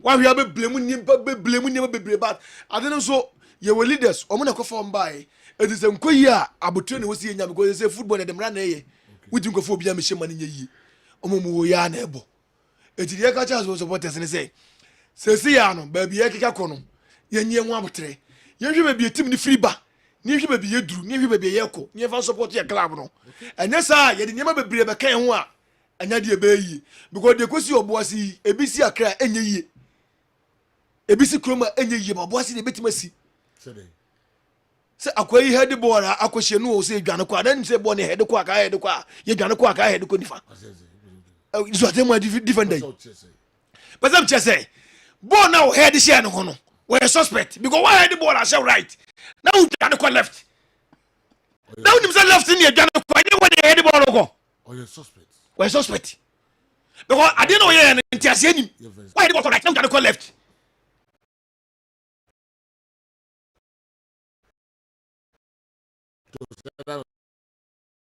Why suspect? Me gazo sheda. The suspect say. Why suspect? Say see TS ka techu bia say na kwehwem. On the put na mo dem park na dem ponechi. Na dem ponechi so okoto yi no chef mo to na osepo. But we dey work clear ball free ho. E do head ball no. Why head ball no go right, onu so dwane ko left. Who you suspect? Yambo etina o mo se. Yambo etina. Yambo pese tango. Yambo pese tango de bench na bench. Boni ne pese bench. Brony ne person ojina bench. Abbas. Yeah. Go here here TV so abrante no se go. Oh yeah no about right man mra. Mo ba oni so dwane. Wo bo the ball ko right no ko left. Oba bra ne. I go Newton that. Oba mo ye ni de hwe. Ye hwe ball, ye hwe ball ni. Where is no ba left. No ba lefty. Nipa na control hono no. Ah no ba lefty. Ani oni. What do you head ya? Do head je oni. Do head je nye. Wo head je jina ho na ba no. Wo control na head yo. Me ko Newton ho. Doku to nyone head ye. Me ko Newton ho. Newton yi ni ye we. Akala on fa bro ni mra bench. Mama tanku ma bench. Obesha kotoko ha. Ya be. Last year boni ne jina o tanku ti wo. Ko last year obuso bi anam te pakiso. Boni ne jina o. Omo ba tanku ntrase na bro ni nyina ho. Sana mpesa ha support asi ase kotoko te ase se omba. Tanko bro ni nyina ho. Tanko ntrase na bro ni jina ho de ya wie. Tanko ntrase na bro ni jina ya wie. Na se jo mo shako ni yenga. Ni yenga. Amu ko yenga. Ni ti late mari jata. Abbas o mpeni makotoko fo nse o. Bila mo shako ni yenga de. Omo sun lusu. I don't side of Abbas. Coaches develop players. So my coach Watara should develop the players into that. Development players the enye yenyo. New. Emena kan fa. Nto se enye nya. Mo so de bia. Utimi ekoso eye. Also, I'm sure how to folk and the Adriana Stars match. All right, so Joe, has folk nkomo no de ya di dodo na no na mention that Sebre or has for game no cry because it was a game ended 0-0. Now Bass asem ya wakan say a coach of the week or to tintes o si dan boso na ebu no. A strong pa or the shots folk fans no in crying. It was a game one and get I am not sure say Enkahas I should go despite say more 4 attackers available. Media be facing Pando Heart of Lions. It's what universities Asante Kotoko, Accra Lions, Dreams Nations. The Gold Stars at the Dance Park. Ebe host to Bechep United. Golden City. Abrakum Chelsea. Ebe host to Young Apostles. So we can not crack. Now oh share league table no so. Media free games. What they compare has foka. About 5 games, any Adriana about 5 difference will power. So media Mabomi and continue to stay at the top of the table. And now Esrohon na Biari Go Stars Kotoko almost starting na aye pepe. Pandora Heart of Lions a complete top 4 no. Middle table no Young Apostles has spoke between at the lower bottom na pressure our coach your champion. Pressure so na Piquet so pressure also this season Lagos Cities after match day 4 train say omobenya win bako e dia pepa omanim ni so atre say na game no beko coach ya preko one coach Africa no obone homodin ye do betimi bia the game our board this season no our mixed reactions from the department in a goalkeeping department no wa yusu Sabiakwa Ferdinand wa yusu Daniel Afaju omo nyina no anya bia ball oh here the defense no wa change certain areas but defense no continues to have that consistency from Ben Setre and of course Mohamed Isaka o hwe ne midfield now changes kakra asoso and in the final third enjoy a bit of consistency but be a more problem kakra won so attract team no ayo on defense no chief problem kakra wa it's devoid of control. I hope say coach Apreko be share the name quickly now what me about back. I keep asking say even the game no money club your boy no it saw some level of improvement when they compare Accra Lions game no but in the final third it lost some level of urgency. Na nations and I say Accra in defense no ayabakwa even under coach Masokadu na omo very very astute o kan omo bomb collectively na ye kan you know but be occupying swatre pa omo omo this season happens to be the final third but be abenya 70 you Kwabena Maida obenya Abdurrahman Mohammed omo na equipe pile pressure on the opposition. But Bono enya trana quite sure me can one some say against Kotoko I saw an improved performance from Ebenezer Setre individually. But didn't ya back for a performance cost Ryan to me can be brain say that defensive element I can say clear block it intercept balls it's done collectively. Nti back for ebetimi play the whole line onside na oma concede almost a miensa ana mo makare nyina atwem ho one player pe ebetimi play the whole line and ogira ho no mo ogira ho de ma mo nyina so defensively other elements of defending has to prevail other than that hosting Legon no na me catch Piquet say this season you've lost to Mediama lost to Bibiere Gold Stars drew certain games and at the bottom part of the table no ehona Lagos Cities wo show mo team no a obetimi aka obesa Frank Akoto very experienced wa Ghana Premier League na cha wa captain Pando Heart of Lions in their even early days with Premier League no na Akoto ka ho ono captain with team no wa Ash Gold so for some seasons and were very versatile but back for insa entumi nkata nyame ani eti Akoto be na famo de nyina no who is the killer in the final third for Lagos Cities. Last year, your team say Joseph Polamuamo, ye bibi Kwabena, Boatin striker, your has spoken, ye bibi, Tina Dumu, ye bibi. You are short of quality this season comparatively. Now, so of other players to say Ali Dumu and more last year, no, it me and pick it up just as smooth as it was. Now, more pressure, Bam so Sanwa. Lagos Cities, ma catch them the S term kese wo wiase say pa no relegation. And I can tell you for a fact, a more be an Adam because ono mano say oh yabo match before. Nothing shows some level of recovery, no sign of recovery from the team in terms of performance. And Oshe games our boss say either. Ubetimi akeke kani nyina dia bom. The other can say legon ball pa na so results no you say among the lower part of the table. Now the Ayare ho kakra na say obed that relegation bottom one was starting say oh fighting for survival. Now media ma bomb and sana top. Now ebani say na ama pressure also. This is Lagos Cities. A very, very below par performance comparatively to the previous seasons and other coaches. I would really agree with everybody. Rebecca say, quality-wise, team not dropping. Yes, but I drop here, and so everybody's quality are dropping. Or they compare last season, it be a crop here and it's improving. A crop here and improving there. Young share Dr. Ogum. Pressure one also say fans ni busa performance na me meta busa fans ni say e dia de na fans mu pe wo wiase.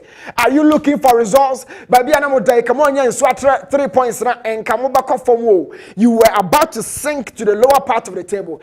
Doctor did some work e wo boase had 3 points. E bi mo so search argument and say yeah performance. You have about 8 different players omo team ni pay. Omo ankasa air try say omo be adapt adjust to the methods of the coach as well as the demands of the club. Now, open performance better abba. Call part of the team continue to assist. Frederick Asare over America and I saw the blaster Ako Sudan Libya. Emudia Frederick, but it's a crucial moment for the club in terms of that department regarding the goalkeepers. So see, Seidu is a young chopper, American, and the people Sam and Sipo.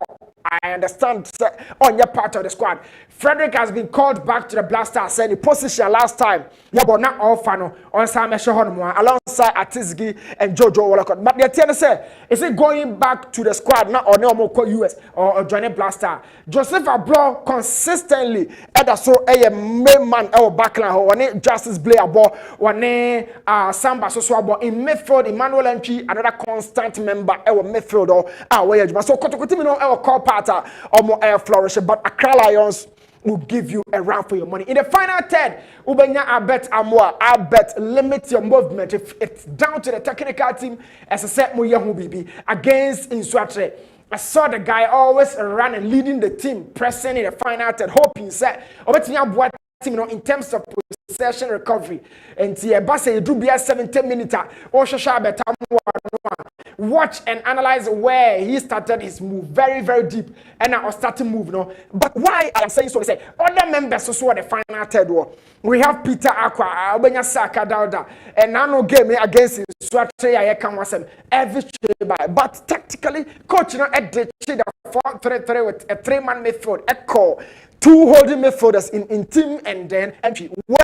Entry was given the license to attack on certain chances on joining attack. In the final third, they also had 2 strikers in the straight back and on the flanks, Saka Dauda alongside Peter Miduakwa and 4-2 central, 2 top, 2 out wide. And the coach on the system or the court gave them. At the end of the day, they are catching and say, "Now, chasing results." Now, chasing results, not just say, adjustment, makeshift. Can't be a 3 points in everybody. So, it told be a better performance from a team you put together. Performance, and I say, performance is gotten out of chemistry and cohesion. Now, Mranti, it will take a bit of time. So, when you have 3 points, not what fun is. Now, Car Lions, and yet game I'll be fan for 4-4. We saw that of Young Apostles. We also saw that of Inswatre. Ninano, ne marginal score lines. But Accra Lions will open up the game, give Kotoko a certain level of chances. As to say Kotoko taking those chances, and I chance. But Coach Tanko here, I mean the man with the infectious smile. Every time the Bufu Krianwa, Uhuna Nimudia, not just a restriction. Coach.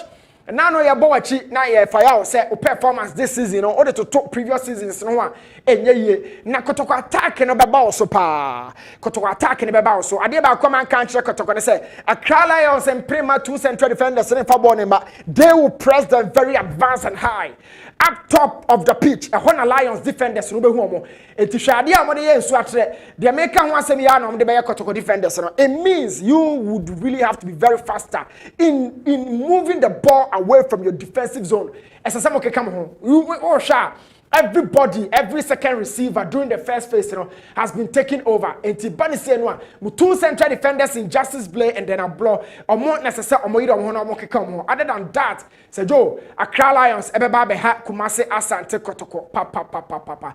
But in terms of the scoreline, me fact me scoreline, Biano and Cox game. What I would be saying on this occasion, intro, General Bekan, it will be a very, very expansive open game where two teams, ne fair share of the chances. As to say, Krala is taking a full chance, and I said, Kotobe taking a full chance here.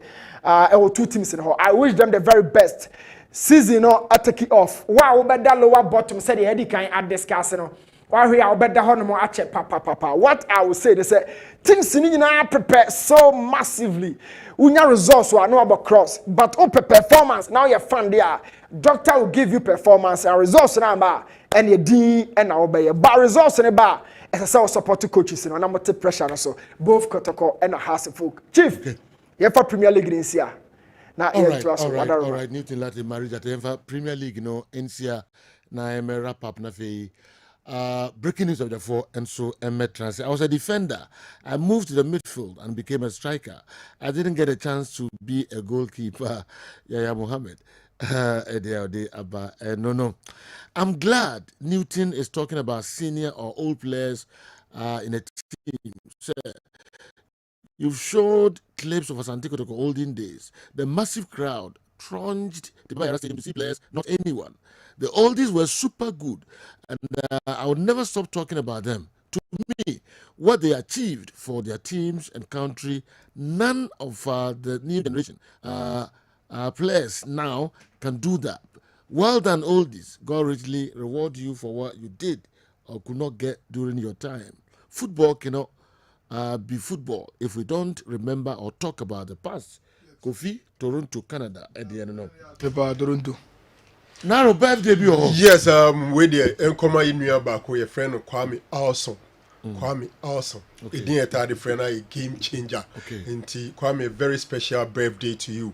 Wow. Beatrice Book, and I say, you wish you that special happy birthday. Kwame Awesome. Also. Yes. Okay. Your friend game changer as well. Yeah. All right. Kwame, happy birthday. Amodi. Do Miss Mary say, Madam Doris J. Our Chadio, Petit number 1, Islamic school. National happy birthday. Doris J. Yeah. Okay. Madam Doris. Petit number 1 Islamic. Oh, really? Okay. Into Doris Ajay. You wish Doris happy birthday. Now Latifa Dari say Mbona Basu. Also Chia Eric Bequin. Okay. Now also about team. But minini shia o e o Tesano. If you Tesano no, any say baby shia o the Rekoma take ne sa no. Okay. Yes, do the normal boss ne say St. George. Nam sa Gina nam sa chia no. Yes, I don't say I say cement. O say no say ada na maso am cement. Nam say ye kwasi bon, ye to cement. Ye to your rose. Eric, back ye to cement. Okay. Aha, and I'm remember Kwame no esi breaking news of the phone so bad because there must be live commentaries beba after games e be cause weekend nyina and so kwachi e the breaking news no e bremo akra mo e de must